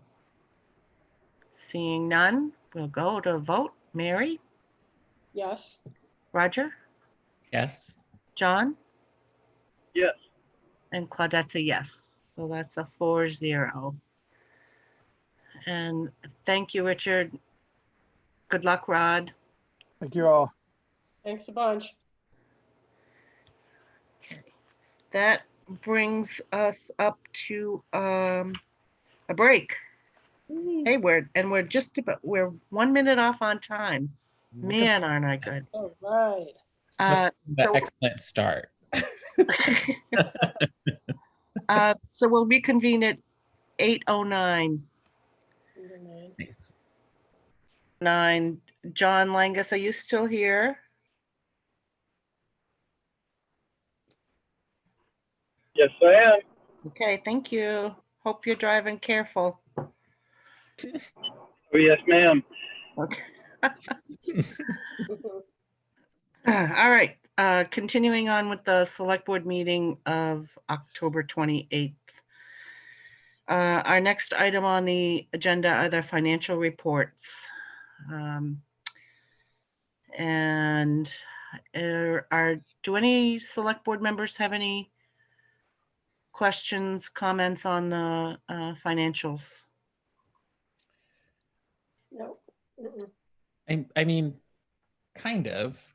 I guess I would like just like a broad interpretation of them. Like I noticed like some of the revenues that are budgeted may or may not be as possible as they used to be, like the Tracy Hall rental fee. I know that's like just a small amount to begin with, but what does it mean that we might not meet our revenue targets? And how can we or cannot be reassured on that? Does that make sense as a question? I feel like I know the answer, but maybe I still want to hear the answer. And that's a Herb question. Yeah. Typically, when you budget the revenues, it's an estimate on our side. You necessarily, or at least I necessarily, budget anything that is not property tax based conservatively. Because if you over budget your revenues on those line items, then you are building in potentially a deficit to your budget from that standpoint. So as much as that puts a little extra burden on the property taxes when you do your budgeting, I think in the long run, it's actually better budgeting for the town as a whole. So that and if you do receive revenues on top of what you had estimated, that's just better for the town. Now I try to be realistic, but at the same time frame, not trying to overextend what should be those estimates. And I try to look at trends and all that.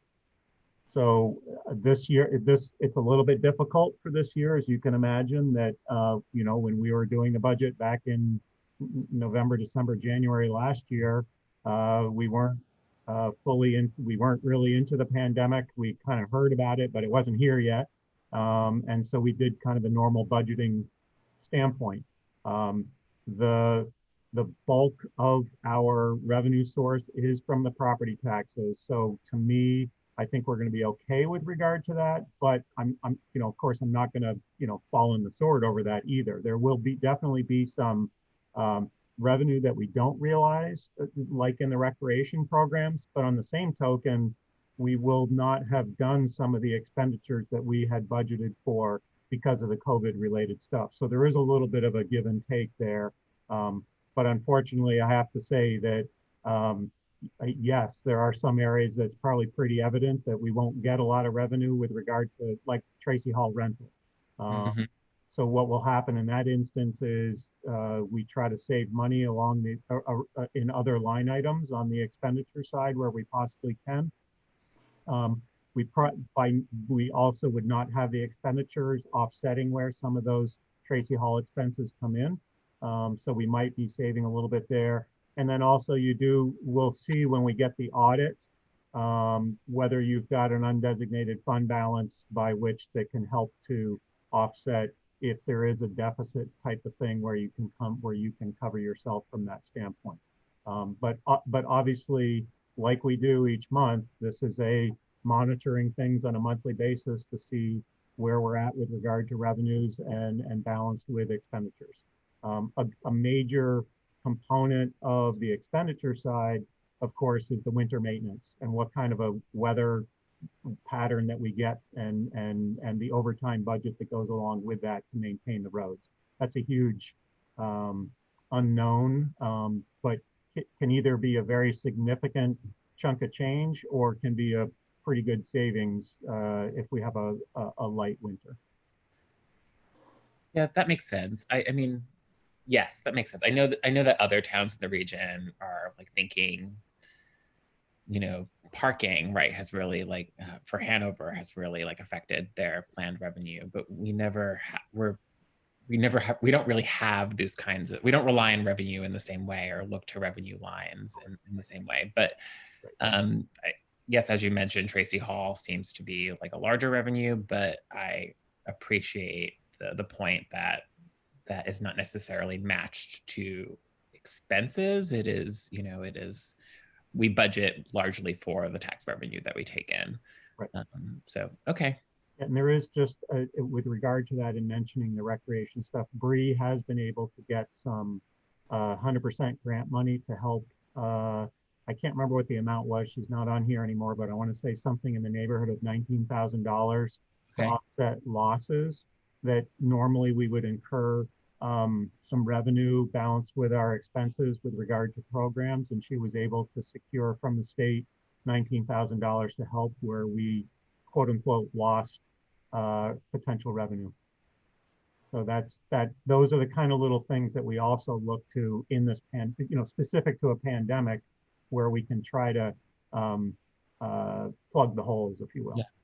Okay, and then just as like a feedback point, and then I'll step back, is I am much more interested in like hearing if we were to take time for like the nitty gritty as we tend to do with these reports. I'm much more interested in hearing about like a detail that you just shared, more so than I am in this report, which, you know, as you heard me narrate, like there's a lot of safe assumptions with what is shown in this report, but like hearing that we have a grant to safeguard our, you know, rec programs is kind of just more interesting to hear about, and also I think more helpful. I don't know if other board members share that, but that's just a point of feedback that so thank you for sharing that, and I would like I like hearing about these things. Yep, we just found out about that actually after the packet went out, so that's fresh news.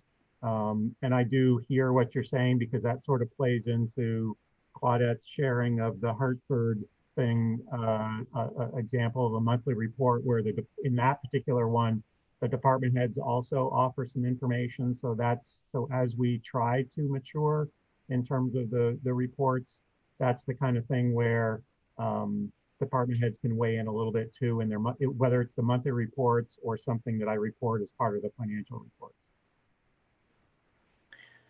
And the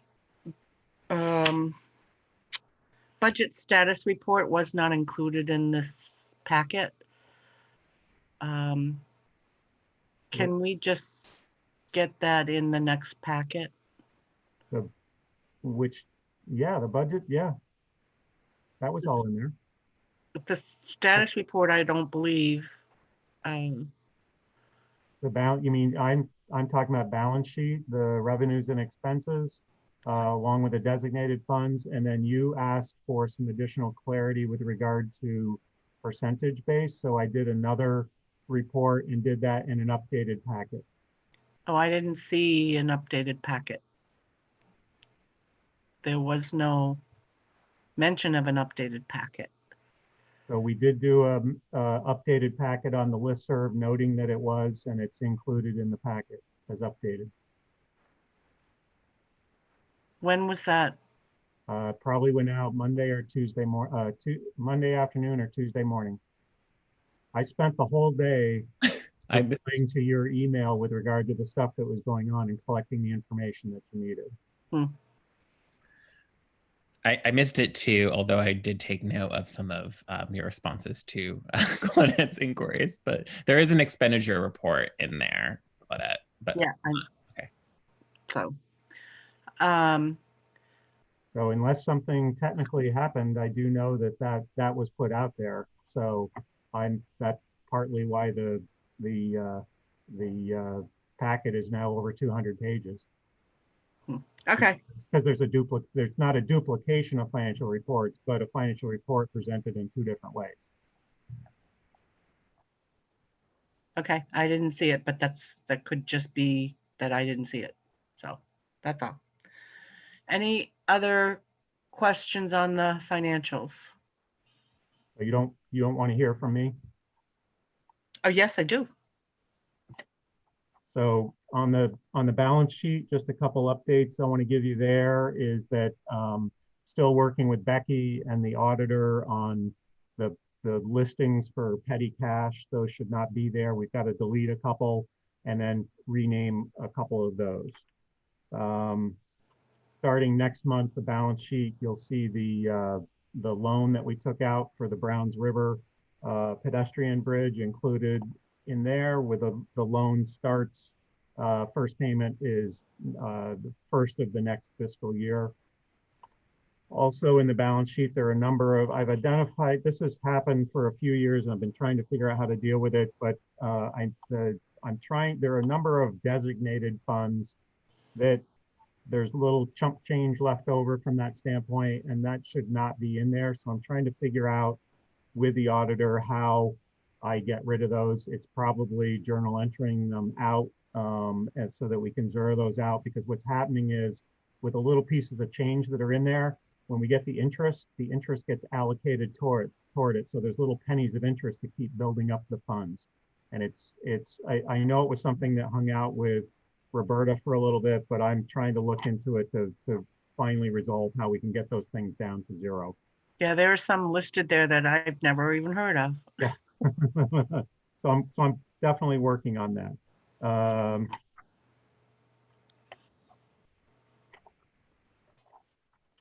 On the revenue side of things, I mentioned it the last meeting. It hadn't gotten done yet due to the illness from Becky. So she's already made the change, but I just up on where we have the beginning part of the revenues where it talks about property taxes and then the property taxes with regard to other monetary articles. The other monetary articles amount of 552,000 and change has been journal entered over and out of the property tax line item, so that that's no longer a zero line item according to how our taxes are billed. So that change has been made, and that will show up in the next monthly report.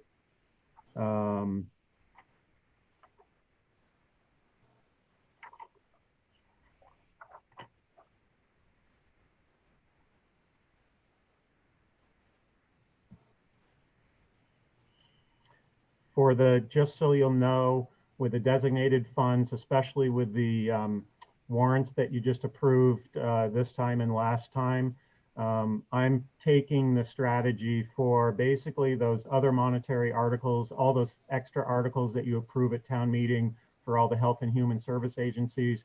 Basically, instead of splitting those costs, when we get the first tax payment in, once we've taken care of the schools and stuff, I'm paying those so that we don't have to have those hanging out throughout the balance of the year.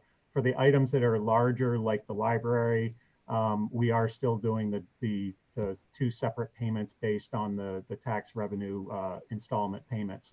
But it's much easier for the bookkeepers, in this case, Becky and Cynthia, to just get those done and on the books, I guess, would be a good way of describing that. So that's slightly different from the past, but that's what I'm starting to report. There's a change on the expenditure side under town clerk. There is an unbudgeted amount of contract labor for $1,000.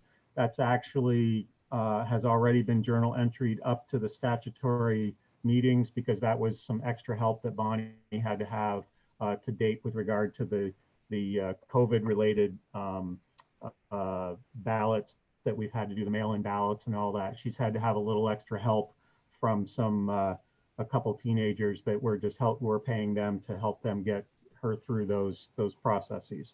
So that's been journal entered up.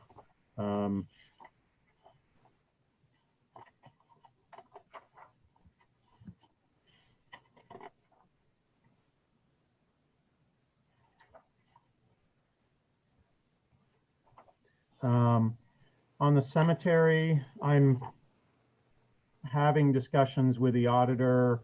It's included to a degree Cheryl under certain things, but I'm trying to get better clarity on how we deal with a cemetery, because what is happening is that we raise $20,000 of appropriations through a special article each year at town meeting. That's supposed to go over and take care of things like corner monuments, the lawn mowing, and other incidentals with regard to that. What's evolved over time is that we send that appropriation over at the time when we normally send it over, but we get billed, the town gets billed for the lawn mowing. That we then cut a check to the person that does the lawn mowing, and then eventually the cemetery cuts a check to us to reimburse us for the check that was cut. So for me, there's an extra step that's involved in there. I know that there are, Cheryl as the treasurer probably has perspective on that, but I'm trying to work with Cheryl and our auditor to figure out, is there a better way to do this so that we don't have the extra step of the town in between? To me, it's either continue with a $20,000 appropriation and we're said and done with a cemetery committee for the year, or we end up taking on the responsibility of stop doing the $20,000 appropriations and include them in the budget so that when the bills come in, that we simply just pay the bills and that's the way things are done. I don't think we need to have this circle in between during the course of the year. So that's something I'm still looking into. You had a question last time on the public safety, the Public Works Department, Claudette, on the FICA MEDI. What happens in the budget, I don't know why it happens, but for some reason the budget has those two line items together. So that's why you see a budgeted line item for 35,000, and then Becky normally keeps it separate when we actually make the payments, because for auditing purposes, it's easier to have it separate. So as we move forward, I'm going to pay more attention to that when we get to the budget to make sure that line item is separated and not combined. I don't know why that got that way. I inherited it that way, but that's why you have a big chunk of change for budget under 1 and 0 for FICA, because it's all up in the line. It's all up in the bigger line item.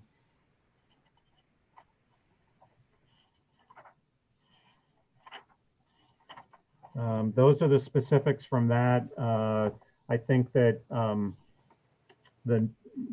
I think next month we'll be able to start having a little bit better idea of where we really stand in terms of financially for the year. As a, for instance, with Roger's question, are we starting to realize some of the revenues that we might get at?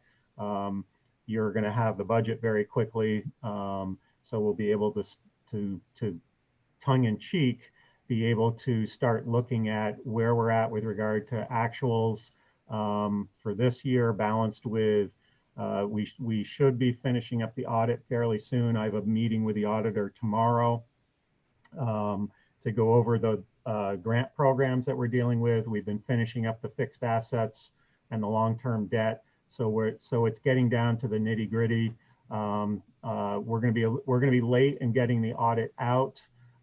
Just because there was so much that we were looking at this year, and the time and the time that's been involved with everything, still not having a finance director, but it will still be in your hands well before the time frame that you have to approve the budget for next year, so that you will have an understanding of where you're going to be starting the year off, actually where you started the year off this year, which weighs into your budget process. So you will have that, just not exactly on the date that that originally we targeted for that. And I essentially build that into the contract that I have with the auditor, so that if we can't get it done on time, there still is time to get it thereafter for the budget process. That's just some of the nitty gritty on that. Again, if you do have other questions, please let me know. If you weird that you didn't see the reports. The question I have for you again is, the report that originally went out was the standard one that we put in the packet. Claudette, you wanted more of a percentage one, so essentially I did follow up with that. So the second one that came out shows budget actual and actual as a percent of the budget, just those 3 columns. The one that we typically give you has the budget, the actual, the balance in absolute numbers, and then it has a column that tells you what was expended or received in the particular period that you're looking at for that. In other words, that month's expenditures or revenues. So if one is preferred over the other, again, I'm looking for that particular insight, because the packet gets really thick, and I'm happy to put both in. It just makes the packet really thick. And of course that will improve with a finance director, which if you want an update on that, I can give you that as well.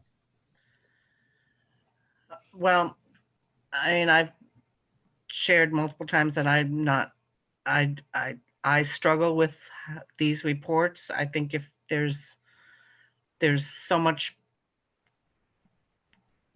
I don't want to say junk because that's not the appropriate term, but you realize sorry to interrupt, but you realize the report from Hartford that was given out actually gives you less information than the monthly reports that I give you. It's actually the same information. It's prettier, no doubt. Not including the department head stuff, but they provide, their report more or less has the subcategory totals. So if you think of our town report and all the little subcategories, that's what their report puts out. Whereas the report I give you, I'm not saying that's good or bad. I'm just saying the difference is that you've got all the line items associated with what appears in your town report, but beyond the and the designated funds are in addition. And my preference, I would always want to have access to everything that is in the packet, but as packet information, the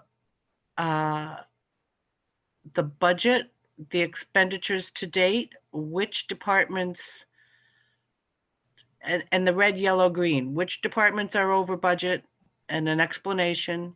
Yep. The yellows, which we really need to be looking at and why, and the greens are doing good. Essentially the first 3 pages of the Hartford. Yep. No, I understand that. Example with commentary. Yeah, that would probably require, I mean, as Herb alluded to, a little more processes or in collaboration with the department heads to sort of get that. You know, I think a year ago I asked, do your department heads keep general ledgers? I think it became only clear to me that Chief Frank did. So I don't know.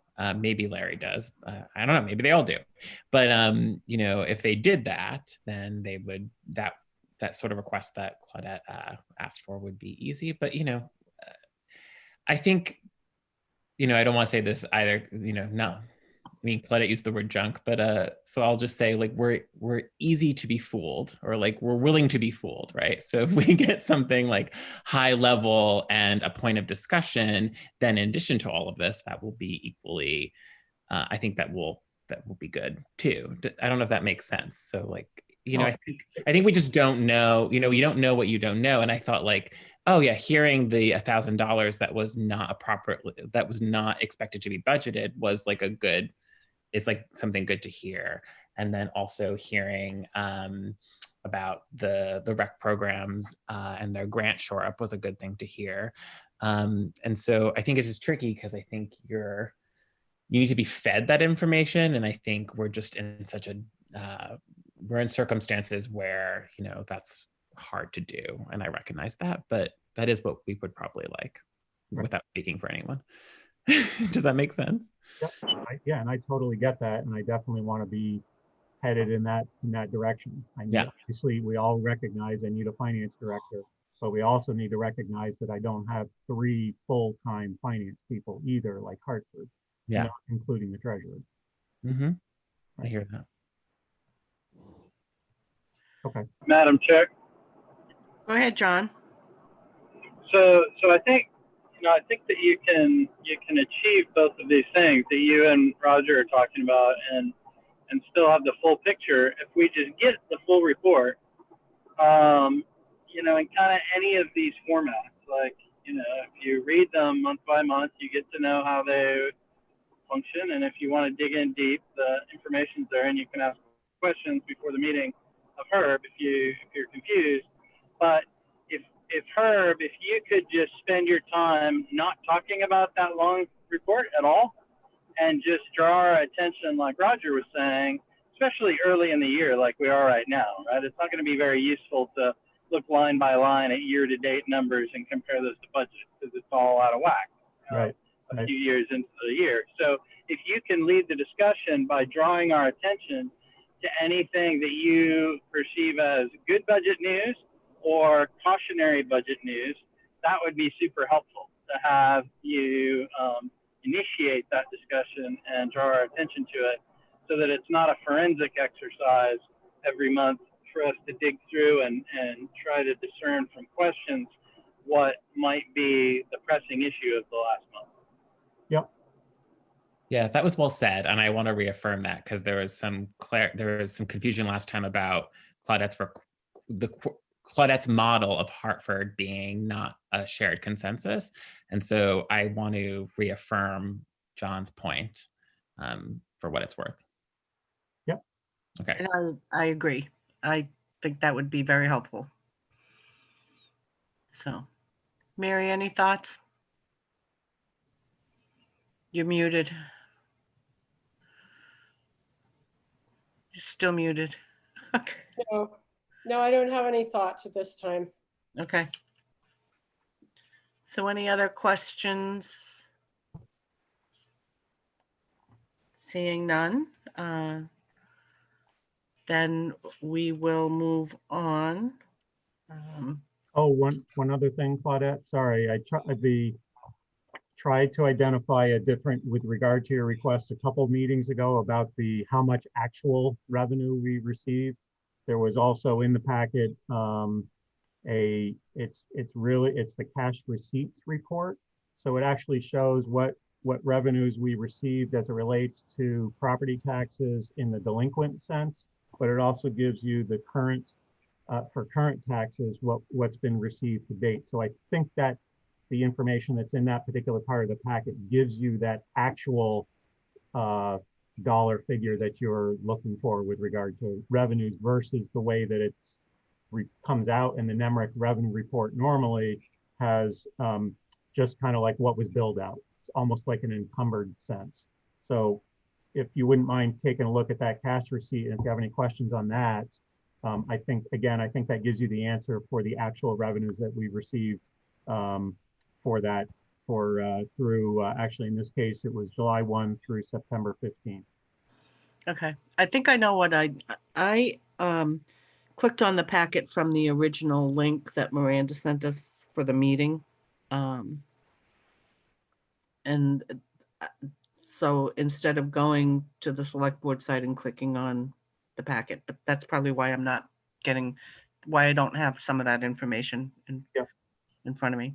Yeah, because I also gave you, because also in there I also put the delinquent information that you were looking for with redacted names. Okay. All right. So if there are no other questions, we will move along to the SolarFlex contract. And the Herb, I'm going to let you take this away, if you would, please. Thanks.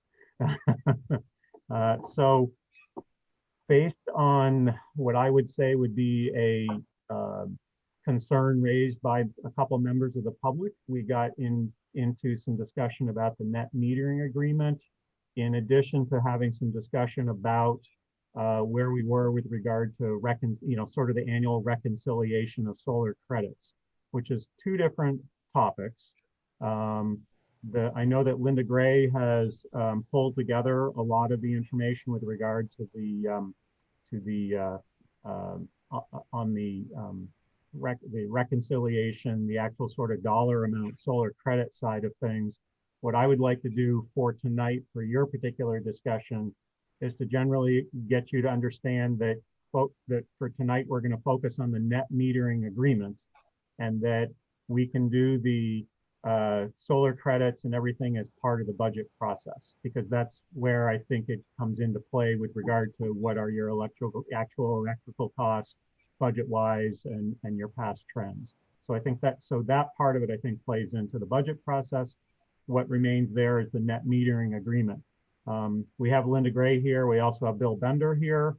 There are a number of distinct, easy questions that came up. Not sure that I think there may be some easy answer for it, but basically the two main questions that were brought up several meetings ago were, one, the original contract or agreement that was signed talked about having the panels located specifically within the boundaries of Norwich. The two panels that we benefit from as I believe are up in the Lunenburg, Vermont area, which is outside of the town of Norwich. So there's a little bit of a concern with regard to the agreement that we have in terms of it doesn't really meet what we have in the agreement. That Also St. Johnsbury. sorry, St. Johnsbury as well. in that area, in that general area, yes. Right. So and then the other issue was that if there were credits available in the future, that we would like to be able to potentially benefit from those. At this point, our understanding is that additional credits aren't and probably won't be available. Maybe that can be disputed, but the bottom line is that those are two probably relatively simple contractual agreements that can be drafted that we can be mutually agreed upon with the two parties. Bill kindly, after I spoke with him, had his office draft up a couple of those two amendments. Those you have in the packet. As part of the information that came back, Linda Gray, as part of the Energy Committee, offered to have one of her members review the information that Bill had provided to me. Eric had reviewed that and raised an additional issue with regard to essentially the degradation of the panels over time, and that and then related to that is that there's an exclusivity provision in the agreement that we would stick with solar technology. So if we are exclusively going to be sticking with them, if we don't do additional work with them and we get into degraded panel situations, we may not be realizing as much of a savings that we possibly could with regard to electrical costs. So the first two issues, Bill and I have had some general agreement on. I think we can work through those things. The other two issues are still issues that Bill hasn't had an opportunity to talk about, that he would be more than happy to talk about it, but those are two issues separate and apart in his mind from the other two. So where I'm coming from is, was basically saying, now that you kind of have some of that stuff in front of you, I think we need to have town council look at it. What I was not sure originally if you would want to have town council look at it, or if a certain member of our board who has a law degree that deals with these kinds of things all the time would be maybe in-house providing some good comment. What we figured over time was that probably wasn't a good way to go. So that the recommendation that we have is not that board member would do anything badly, but it just seemed to be a little bit, if we need town advice on something, we should use town legal counsel. And I'm sure that John can have all kinds of talking turkey with the attorney if we need to, and also with Bill and his company.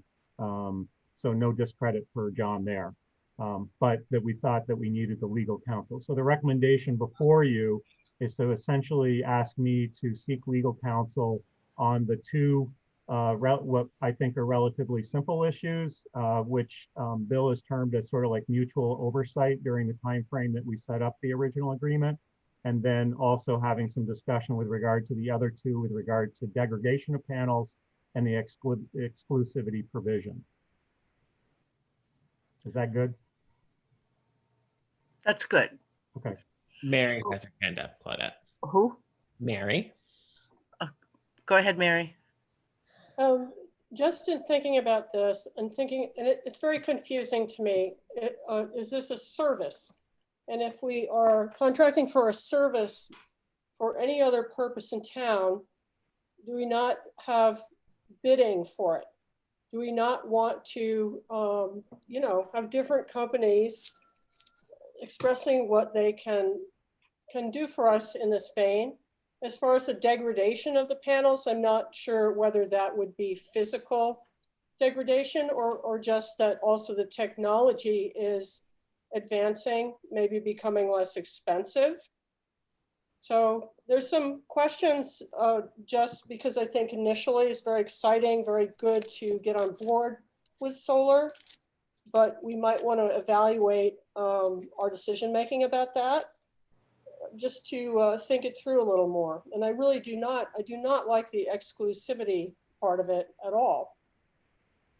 And also, what is strange about it, I think John Langus has said there's no real reason the town should own the whatever type of solar installation you should have. But it seems to me that there's just a lot of questions going forward, not only about the original contract, but what are we trying to get out of this? What kind of contract would be really sensible for us to have? So I have a lot of questions about it, and I feel very confused about what to ask for or even how to evaluate this current contract. Yeah, I think that's an interesting question, Mary, but and possible good framing for us. But Linda has her hand up, Linda Gray, Claudette. Go ahead, Linda. Hi, Linda Gray, 175 Kerwin Hill Road. And I just put my hand up so that I could respond to Mary's basic question about the contract. And in fact, so this contract was entered into by the select board, I think in 2013. And in fact, we did have a bidding process and selected Solaflect out of that.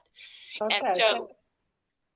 yes, so that's an important thing to know. And the basic thing that the town gets out of it is we get solar electricity without having had to make any investment. And so the Solaflect and its developers made the investment, and the town signed the contract, and we get a discount on our electricity. And so it's working out pretty much as the agreement laid out. And Solaflect staff, I just want to say, excuse me, they have been very careful, and they have been looking over the various town accounts to ensure that we don't lose any net metering credits. So they've done a fine job as far, I think, as the town as a customer is concerned. And so I think the issue of amending the contract to ensure that it reflects the real world conditions right now is good. And then the other new topics that we'd like to discuss with Solaflect is basically the situation as the town electrifies more. How do we ensure that the town can in fact contract for more solar electricity?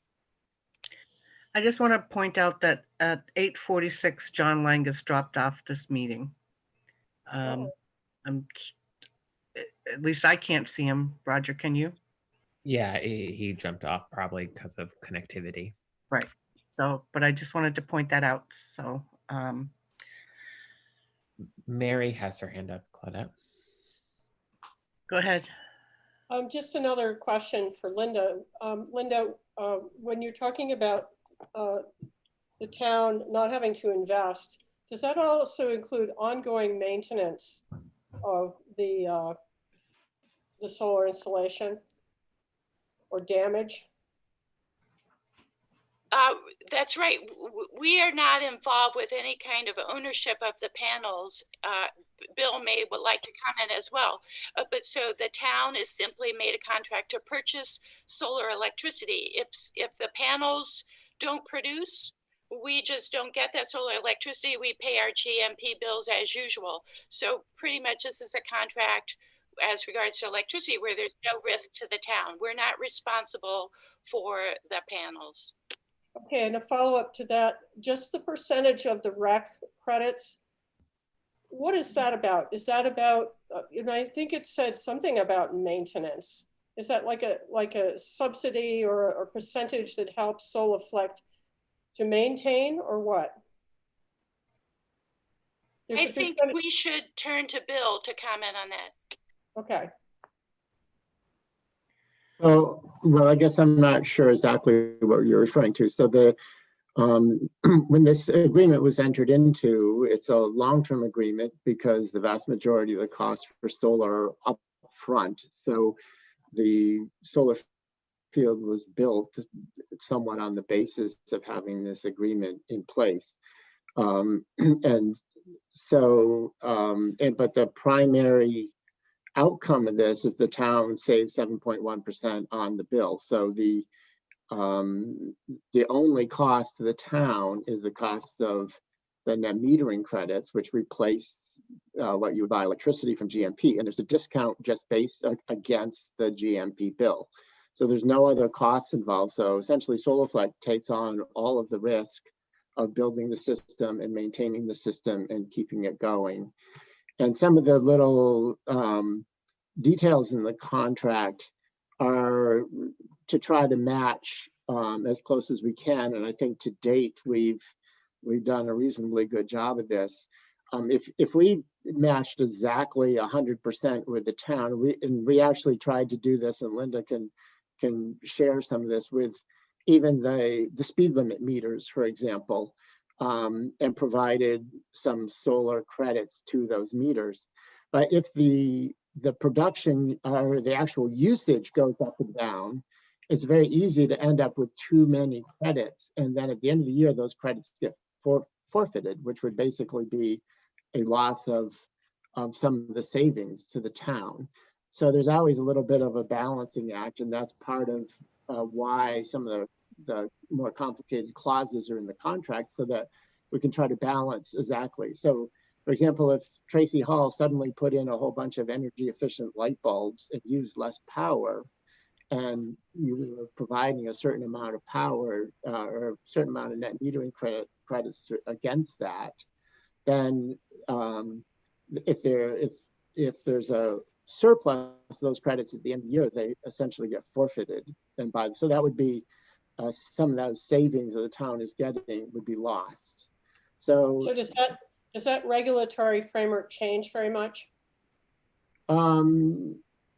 Yes. Okay, so when you're talking about a balancing act, you have to be current, you have to be up to date with what the regulatory framework is, and then sort of play with it to get the maximum benefit. Is that what you're saying? Okay. Well, no, yes. No, I mean, the benefit of the town is always getting a saving of 7.1% off the GMP. Because it's fixed, right? Yes, that's a fixed savings. Okay. So right. Thank you for that explanation. So I want to kind of bring us around. There is a motion in our packet that has us asking our town attorney to review the contract and the amendments. Is there, as step number one?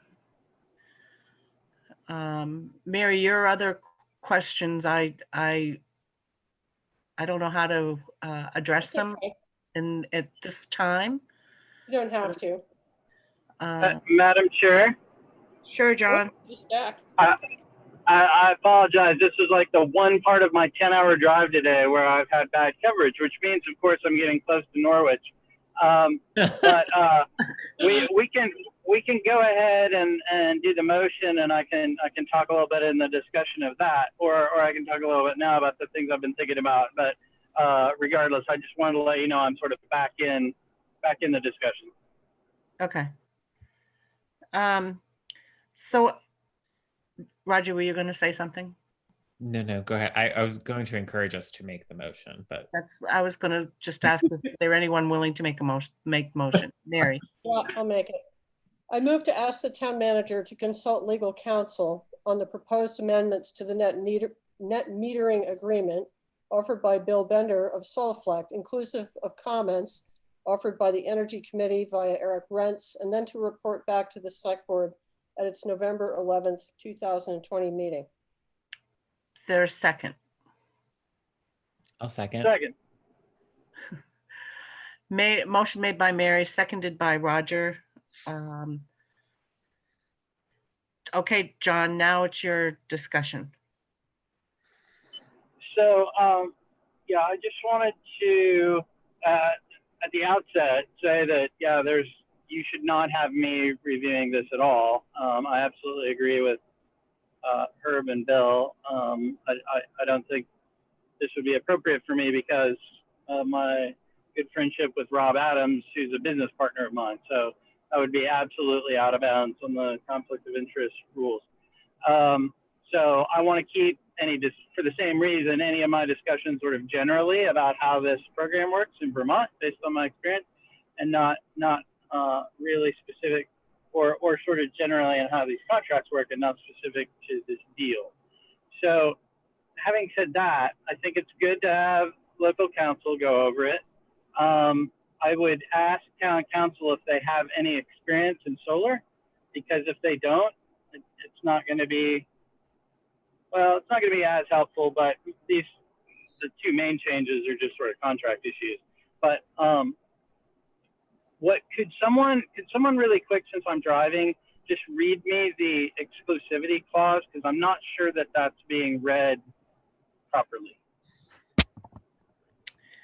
I don't have it in front of me, and I would probably struggle to find it.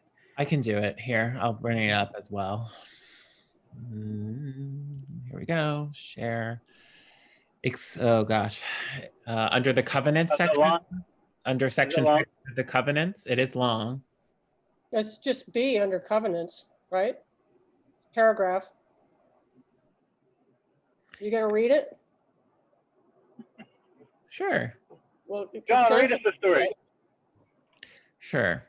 So under covenants, the exclusivity states that the customer shall not enter into a group net metering arrangement with any other person or entity during the term with respect to any customer meter.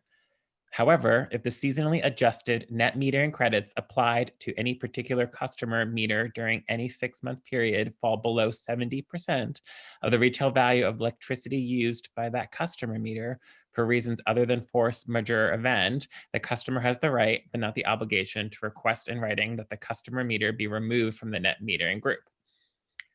The service provider has the right to reallocate net metering credits to the customer meters within the group to maximize the number of customer meters that are adequately supplied with net metering credits, but must satisfy the request within 30 days.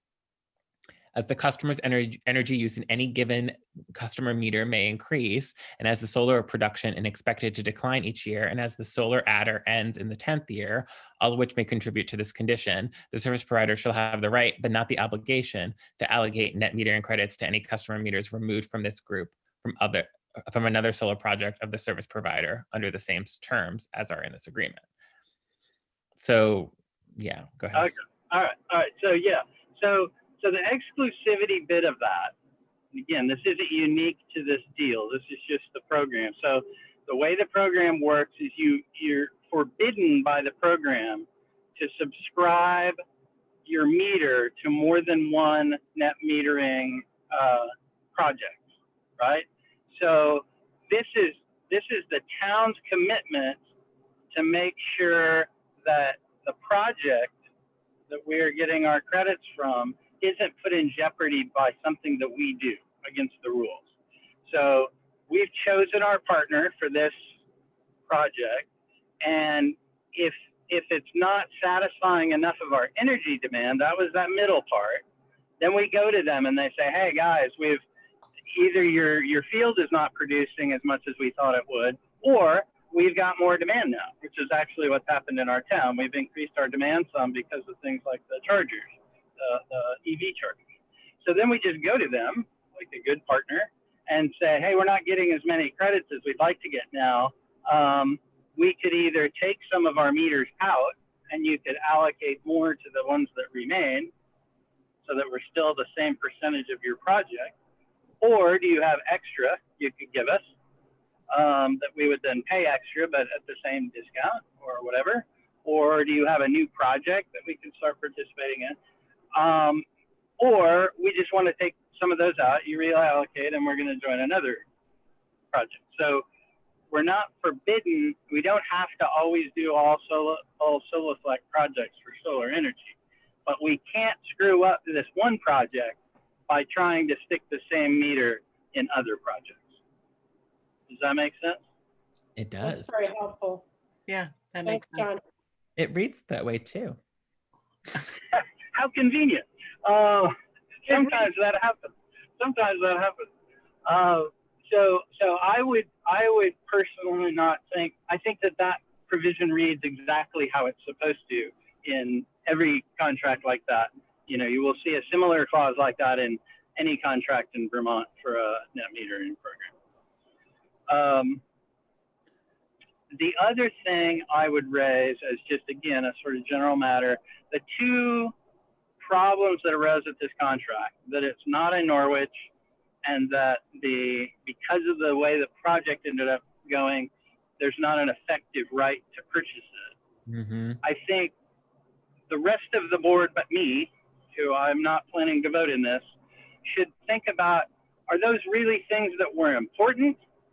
In which case, that justifies saying, well, look, this is a different deal than we thought, so kind of everything's out on the table. Or, no, those really weren't important parts of the conversation. So it would maybe not be appropriate for us to take advantage of that and say everything else is on the table. Because these projects are done on long-term basis. You spend a lot of money that has to be paid off over time as the project builder. And if we just bail on the contract after a few years because something happened that we can then take advantage to renegotiate the contract, I think we should just think about whether we want to do that, whether that's who we are as an operator in the business sphere. Yeah.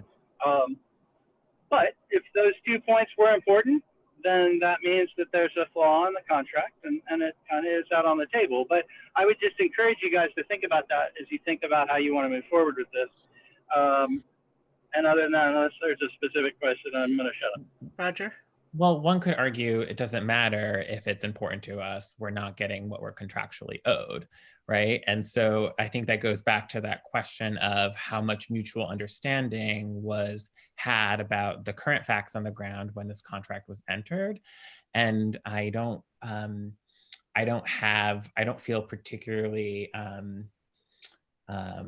justice seeking, so to speak, on this issue. But it's impossible for me to make a decision because I don't share the oral history that other members of this community might have. So if there's any correspondence or any kind of documentation on both sides where I could feel that there was a good faith understanding of what the contract, how the facts that are on the ground now, then, that is moot to me. But I think that's more about due diligence than anything. So I was responding to the point of this idea that it shouldn't matter whether or not that's what we want. It's what we're not getting what is contractually owed, right? Because some might say that as well. And if we're not getting what is contractually owed, then what is owed or expected of us might be a logical question. I'm putting that out there. I don't think the town of Norwich is equipped.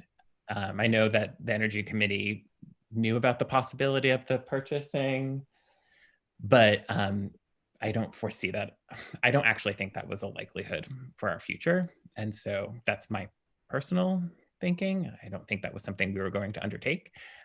So I don't feel strongly about the contract saying that we don't have that option. Does that make sense? Did I delineate the 2 points? Not really. Not really. The one point is a contract is a contract and we're not getting what we are owed. So we should go seek some damages from that, one could say. Another one is, another point could be exactly as John has outlined, we're not going to, I don't foresee this town personally, I don't foresee us wanting to purchase these panels. So I'm fine just making the amendments because that's not something we were likely to have done. So just make the amendments to the contract, figure out, as Linda Gray and others have suggested, figure out some of the answers to the other questions, and then we can move on. Does that make sense now? Yes. It makes better sense. Better. Okay. I understood you both times. But just to underline that a little bit and to get to Mary's point that she made that I didn't say anything about. So, that when the process happened, the town just sort of turned this over to the Energy Committee and they said, this sounds great, you guys do it. There was bidding. The company that I just started working for, I think, when this happened, lost. They They didn't win. I think there was maybe a third company that bid into it, but there was a bid, and Soloflect won it. So that was all according to the way we do things. I don't know if there was a lawyer that ever looked at it for the town. If they did, they maybe looked at the contract at the beginning, and clearly no one really looked at the end if it was still accurate as fact. So certainly, Roger, some people do take that view of a contract's a contract.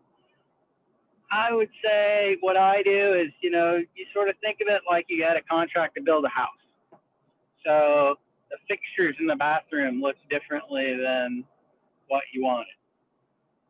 Does that mean that they have to fix the fixtures? Probably. Does it mean that you can say, oh, and by the way, I didn't really want this, color floor, so you need to change that too now? A contract's a contract, but that would generally be seen to be a little overreaching. Yeah, I don't disagree. Mary has her hand up. Oh, just a question for John Langus. Do you see any sort of benefit to the town of owning the installation? I just can't see why that is of a benefit to the town. No, absolutely not. No, it's we talked about this a little bit in the last meeting or the meeting before, but most developers, my current company, we do every time. So if we're dealing with a town or a school or a nonprofit who is sort of has to do these sort of deals because they can't take the tax credit, we always offer a purchase option and just say, look, after the tax benefit has been used up, if it's always been your lifelong dream to own a solar project of your own for the town, fine, we'll sell it to you. I have never seen one of those customers exercise that option, and I've seen several investigate it. Like when the options come up, and they say, okay, well let's look at it, and but they've all concluded, this isn't core to our mission of what we do if we're a school or a town or whatever. So, why would we take this on? Why would we suddenly want to be our own utility? Right. Linda Gray has her hand up, Claudette. Go ahead, Linda. Thank you, Mary. Just basically, this is kind of hypothetical because we understand now from Soloflect that the option to purchase is not practically there.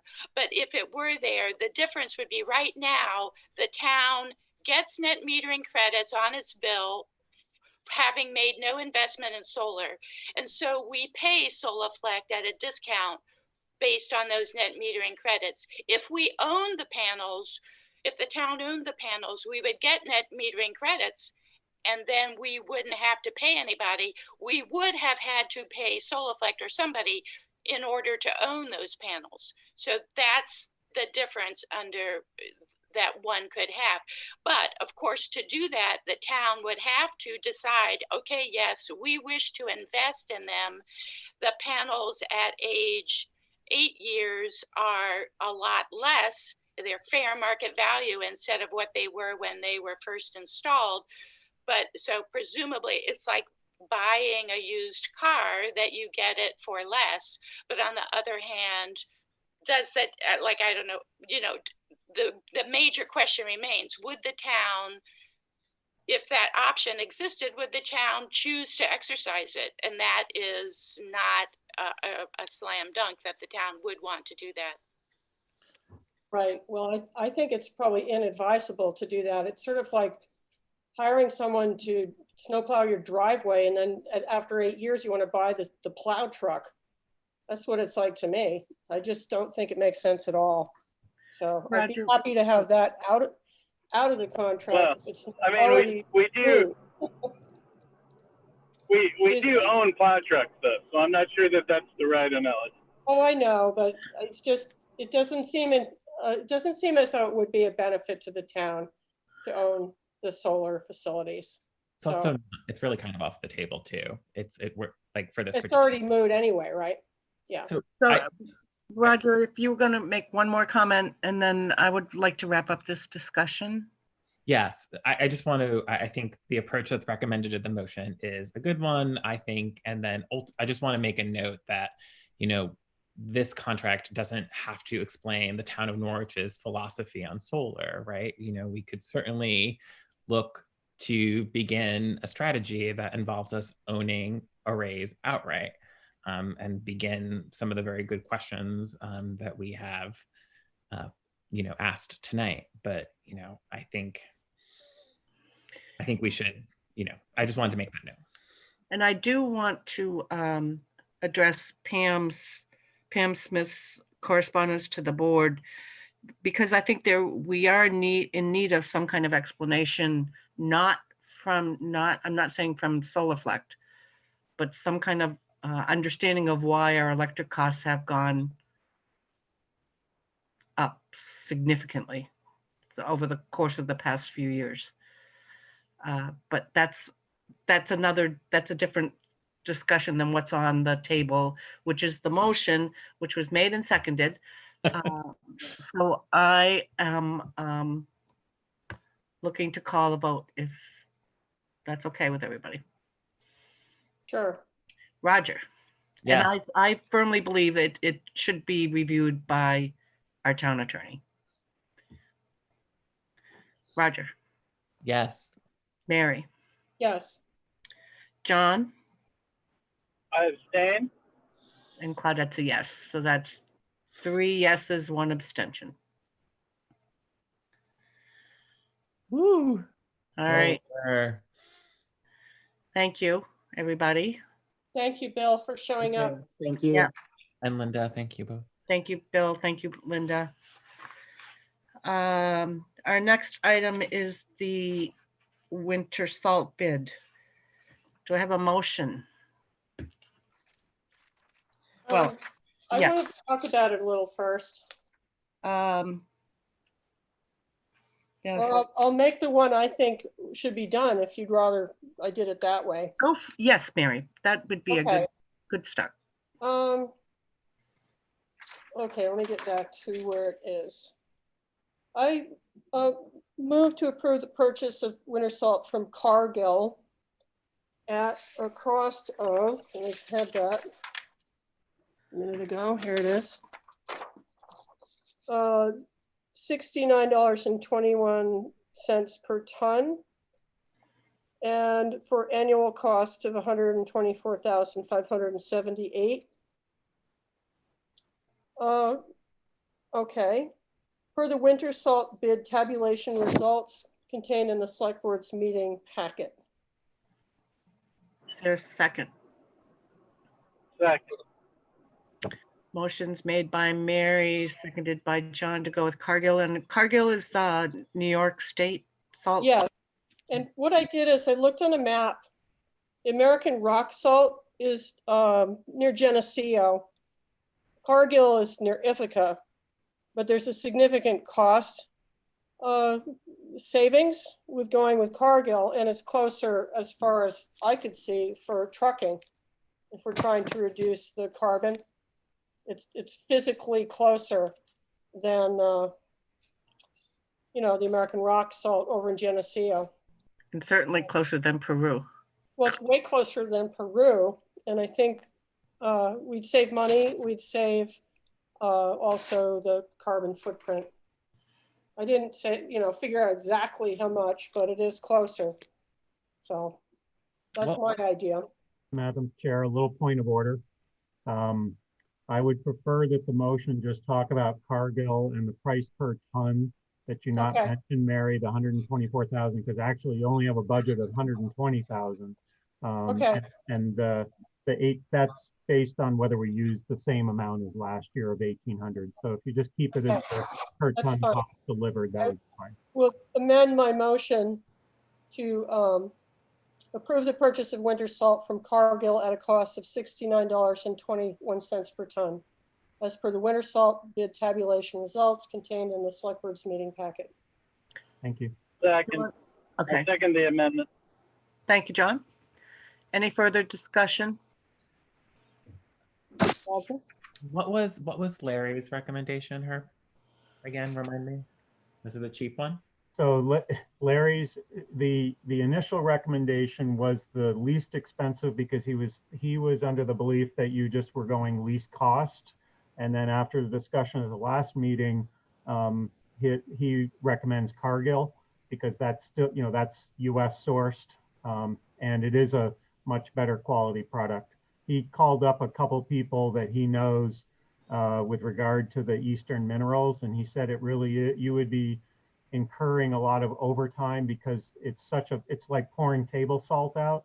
It would disappear so quickly that you would have to go out a couple hours later and resalt again. So the products of Cargill Morton Salt and American Rock Salt are much more robust in terms of their size, so it lasts longer. So actually it will probably save on overtime costs, which also would probably save on your energy costs by your trucks not going out as frequently. That's the thinking. That's the thinking we need. Yeah, I just wanted to, I don't know how do I make that point?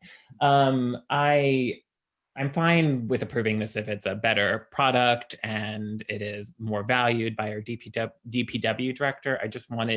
I think I would hold off on a judgment on what is best for carbon and what is best for emissions in the environment until we have a policy that dictates the terms for getting that information from the company itself. I think taking a target and dropping a bullseye based on wherever they are geographically is only a small portion of the piece. So I'm happy to reaffirm this decision, but I think I wanted to make just truly the rhetorical point that we don't know everything about emissions until we have a policy that fully vets and asks the appropriate questions to get that information, if that makes sense. And also, if you want to take care of emissions, you should take on direct sources of emissions and renovate Tracy Hall, not squabble about salt. And I am done. Yeah. And my only comment is when this bid was first submitted, Larry did mention that he had checked with somebody and said it was acceptable salt. So, and now we're finding, I guess I would want a little bit more due diligence by a DPW director with some of these bids. I don't remember that the same way. I actually remember Larry saying specifically that it was brown salt and he hadn't been able to find out exactly what that meant. That ended up actually being a fairly robust part of the conversation. So started with the comment about why are we buying salt from Peru, which was a good question. But then when we dug into it, I thought he was very clear about that. No, there was a memo in the packet that said I believe he had checked with VTrans. But and it was acceptable salt from VTrans. That's what I recall reading. Right, acceptable in that you're allowed to dump it on your road, right? That as opposed to, is it going to do a good job? Possibly, but anyway. Yeah. So okay, all right. We have a motion and a second. Any further discussion? Hearing none, we'll go to a vote. Roger? Yes. Mary? Yes. John? Yes. And Claudette's a yes. So thank you. Next, the first read of two draft policies related to the possible union contract agreement.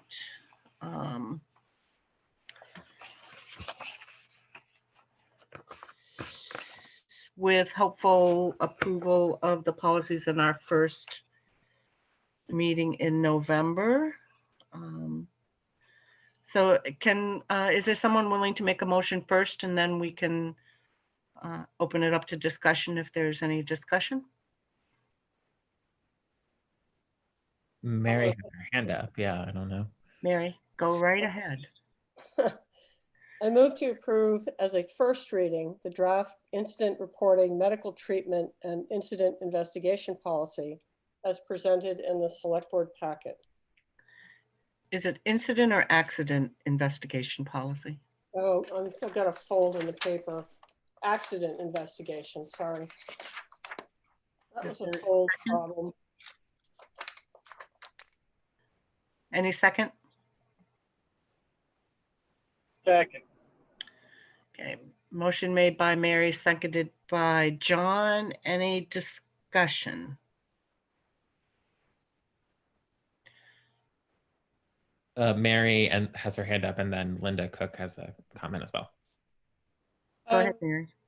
I seem to remember that either we have a similar policy that Herb was developing one. Is all the information in it seemed very familiar. So I'm wondering, maybe from Herb, what if there are significant changes to what was in place before?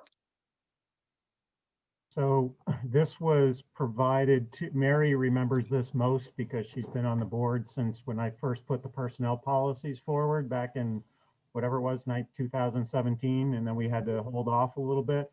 So we were trying to get this adopted originally, and our council, when we were getting into the union negotiations, felt that it would be better to introduce this through the negotiations, even though this is a policy you can actually adopt without union approval.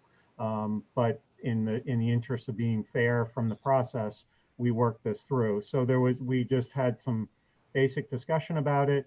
The no real hiccups along the way from that standpoint. And because the negotiations taken a while, you're just getting this back now because we're on the precipice of approving the contract tonight.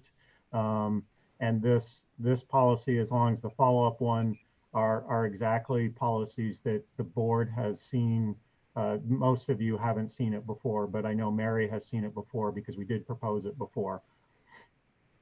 And it's the exact same language, Mary, as before, except that the difference is before there's still one that I just found. It used to say Dartmouth Hitchcock Medical Center, and it really needs to say the Alice Peck Day Memorial because they deal with the workers' comp related issues. This policy specifically deals with workers' comp issues, workplace injuries. Thank you. Any other questions? Linda Cook would like to make. Oh, that's right, Linda. Sorry. Apologies, Linda. Go right ahead. Name and locatable address. It seems like you should push *6, Linda, and begin talking. I never know if you're unmuting or not. Okay. So my understanding in what you've just said is that this did go through or has gone through the union negotiations. Is that correct?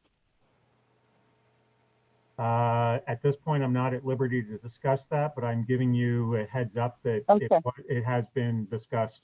Yes. Okay, because I read the part that said this policy amends or change does not. No, nothing in this changes the existing contractual rights because you're discussing the contract and making a motion of possible approval on 17. So I was just getting clarity there. Yeah, this is just the first reading of this particular policy. The way that we, as you may recall, we try to do 2 readings of a policy, either do the second reading in concurrence with the adoption on the same night or do it on separate nights. But so this is just being treated essentially as the first reading of the policy, even though actually when you were a board member, you saw this. Okay, thank you. I just have one question, Herb, and if it's gonna, if there's, actually, I'll just ask the question. I think it's in section I, the reporting. There's mention there that there could be a voluntary delay in seeking treatment. I find that puzzling. Why would we allow anybody to voluntarily delay to seeking treatment? In cases where this is, typically I don't, but there are some instances where employees don't report an injury until sometime later. So if they strain their back or they wake up the next morning with something, they sometimes the actual injury is not reported right away. It comes in after the fact. So basically what we're dealing with is that they need to get, if they need to be seen by somebody, they need to be seen by somebody. But we are also, they need, what we're trying to do is there are certain filing requirements that we have to do that to meet, whether it be state or VOSHA related requirements. But if we're not aware of the injury within a certain period of time,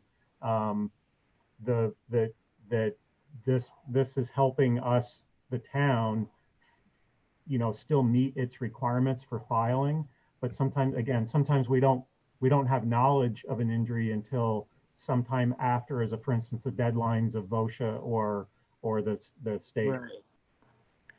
I'm looking for the particular section because the way I read that, that wasn't how I interpreted that. Are you saying that they basically rule it out? They say, I don't need to go get help, and then it becomes an injury of concern? I think maybe, so I can read it for you if you want. It's right. It's section 1, letter D. Yep. Yep. So voluntarily delaying medical treatment means to me they're injured, they know they're injured, and they just don't report. Or they get injured, but they're not seeking medical help. Like back injuries happen all the time. Something happens, they're basically saying, no, I'm okay. But then the delay, and then later on, maybe the next day they wake up, or a couple of days later, and they realize there's more going on. So it can go both ways. Either the person doesn't realize it, or they're consciously refusing it. Herb, would it be accurate to say that it's intended to both preserve the employee's right to get their treatment if they seek it a little bit later after the injury, while at the same time preserving our position as having reported appropriately? Yeah, good point. Yes. Thank you. So we don't want to say, sorry, if you decided that you needed treatment 48 hours later, you don't get treatment, because that means that we would have missed a reporting obligation. So we say, you let us know when you've been injured. That triggers our reporting obligation. If you just didn't think it was an injury until a couple days later when it still was hurting or whatever, then fine. That's when we report it as being reported. Yep. Is that the idea? Yes. Thank you. Okay. And John, do you think that language captures what you just stated? Because to me, it doesn't. Not sure, because it hadn't jumped out at me, and I don't have it in front of me now, so I'm not sure about the specific language. But we can revisit that if we don't think that's clear. Yeah, we can discuss it. That was the only thing that I saw when I was reviewing these. So, and it picks up, Claudette, in the tail end of that subsection. It picks up to go to the next section with regard to medical treatment. Yeah, I saw that too. I might send you a proposal for some language change. Okay. Great. Otherwise, we have a motion and a second, I believe. So let's go to a vote. Roger? Yes. Mary? Yes. John? Yes. And Claudette's a yes. Next is the transitional return to work program policy.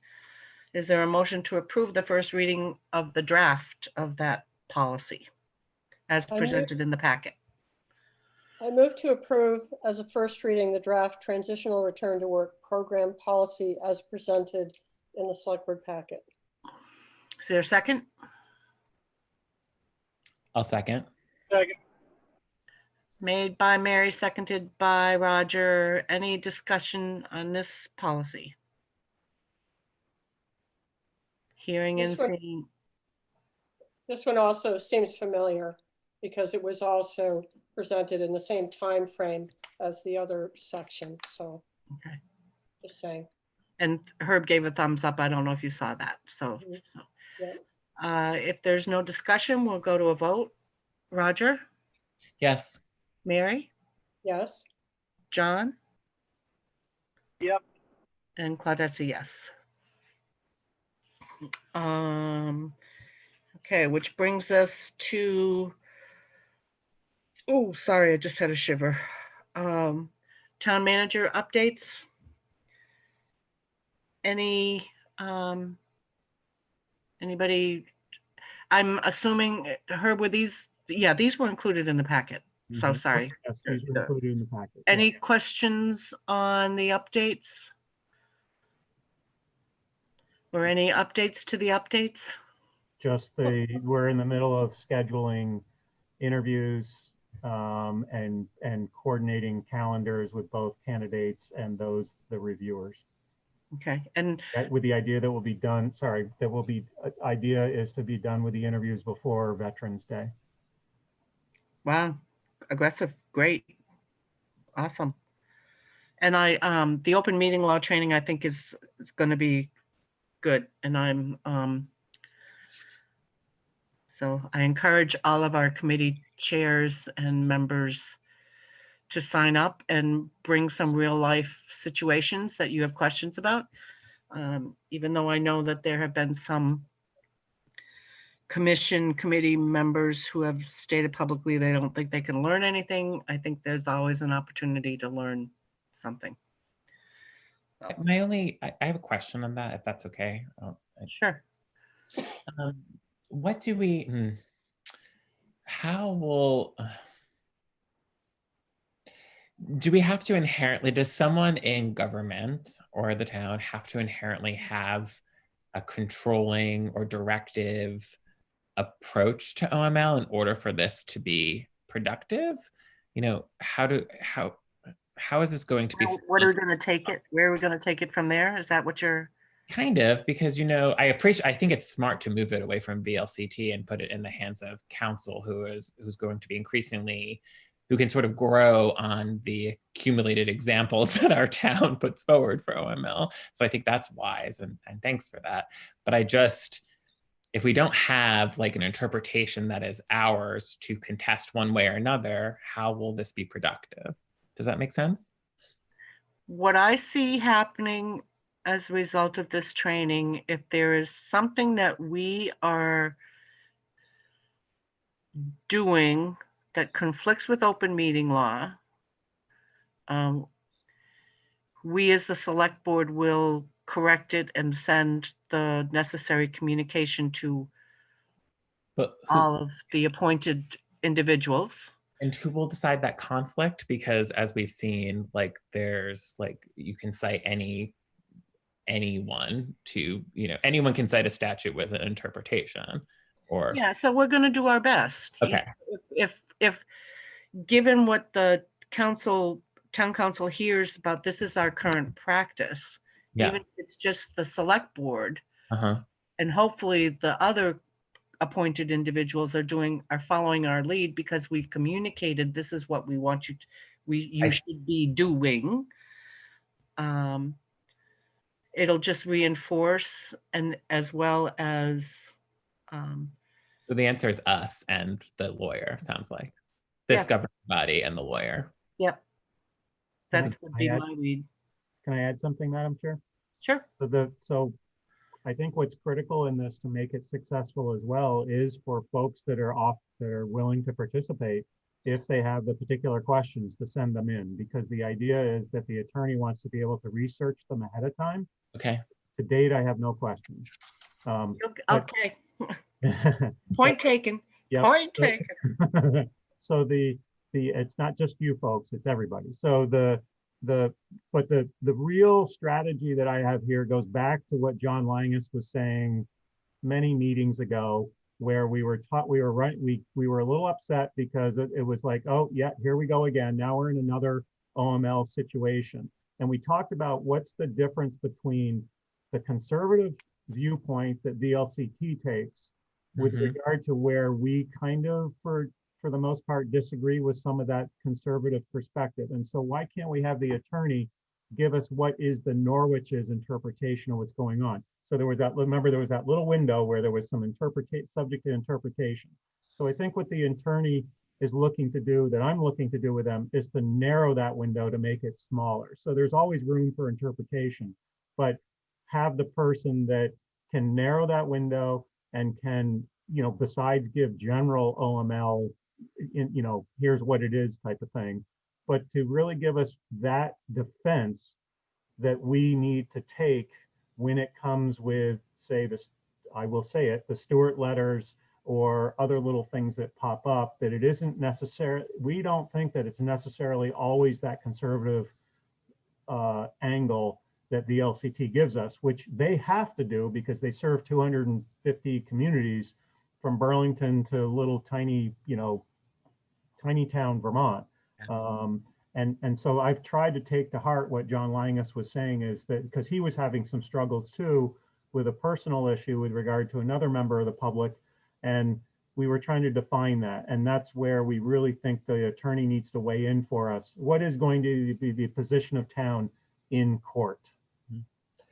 And Roger, to point out to some of the questions that you had, that they need, you know, the very town specific, committee specific questions.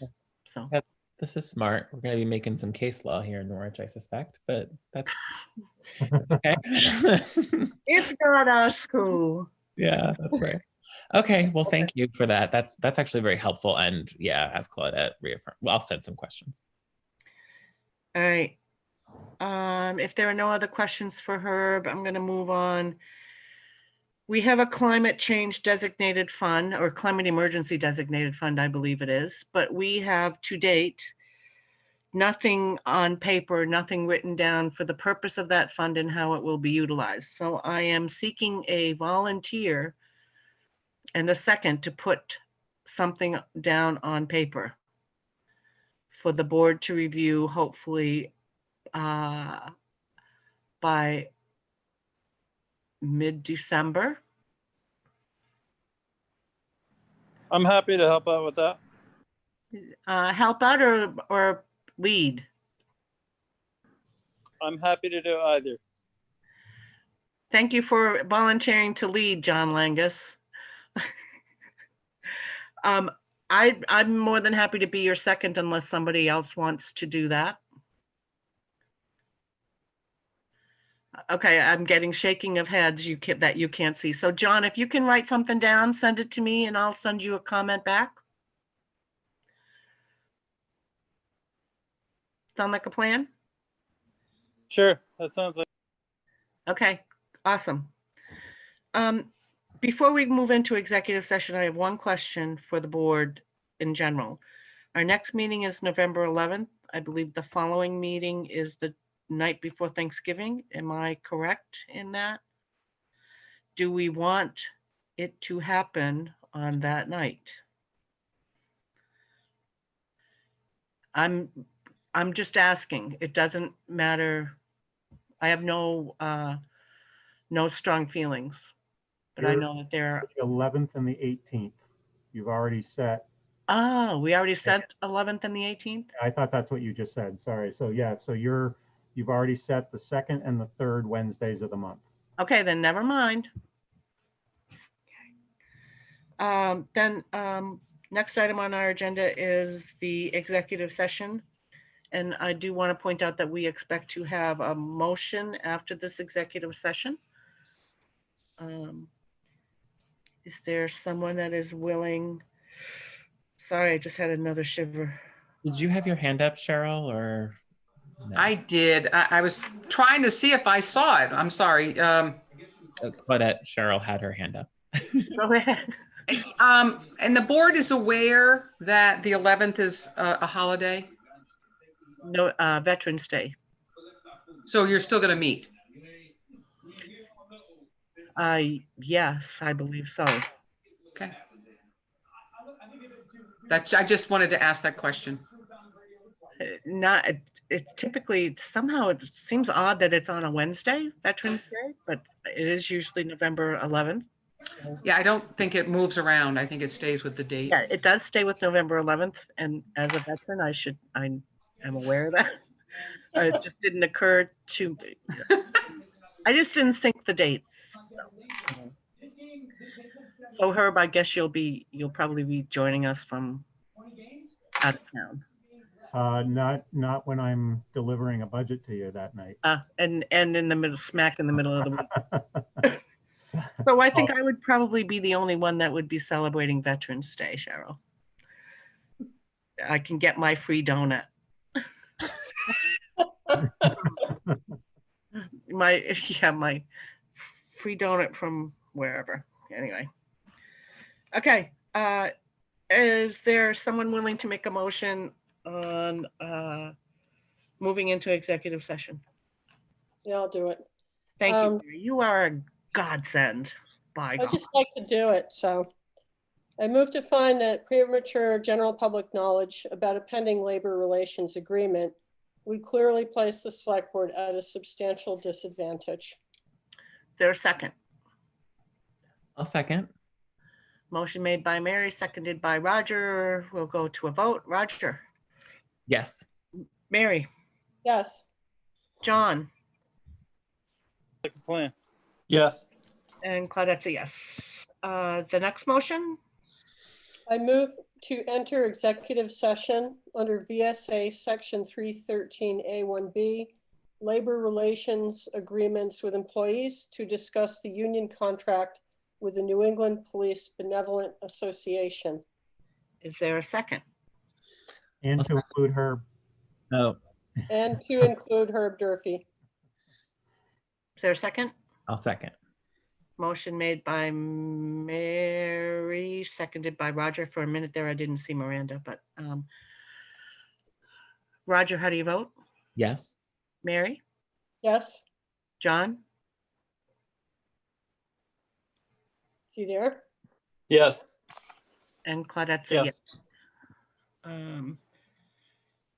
And as I mentioned, we will have a motion coming out of this. So at 9:41, we'll move into executive 56. I will entertain a motion to return to public session. I move to enter public session. Is there a second? Second. Motion made by Mary, seconded by John, all in roll call. Roger. Yes. Mary. Yes. John. Yes. And Claudette's a yes. So is there a motion to ratify the? I'll just do it. Go for it, Mary. All right. I move to ratify the proposed agreement between Town of Norwich and New England Police Benevolent Association dated July 1st, 2018, provided the union drops its two outstanding grievances as agreed by the union in an email from Sean McArdle to Susan Gilfillan dated October 28th, 2020. Is there a second? I'll second. It's a tie. We'll go with John this time since Roger seconded everything else.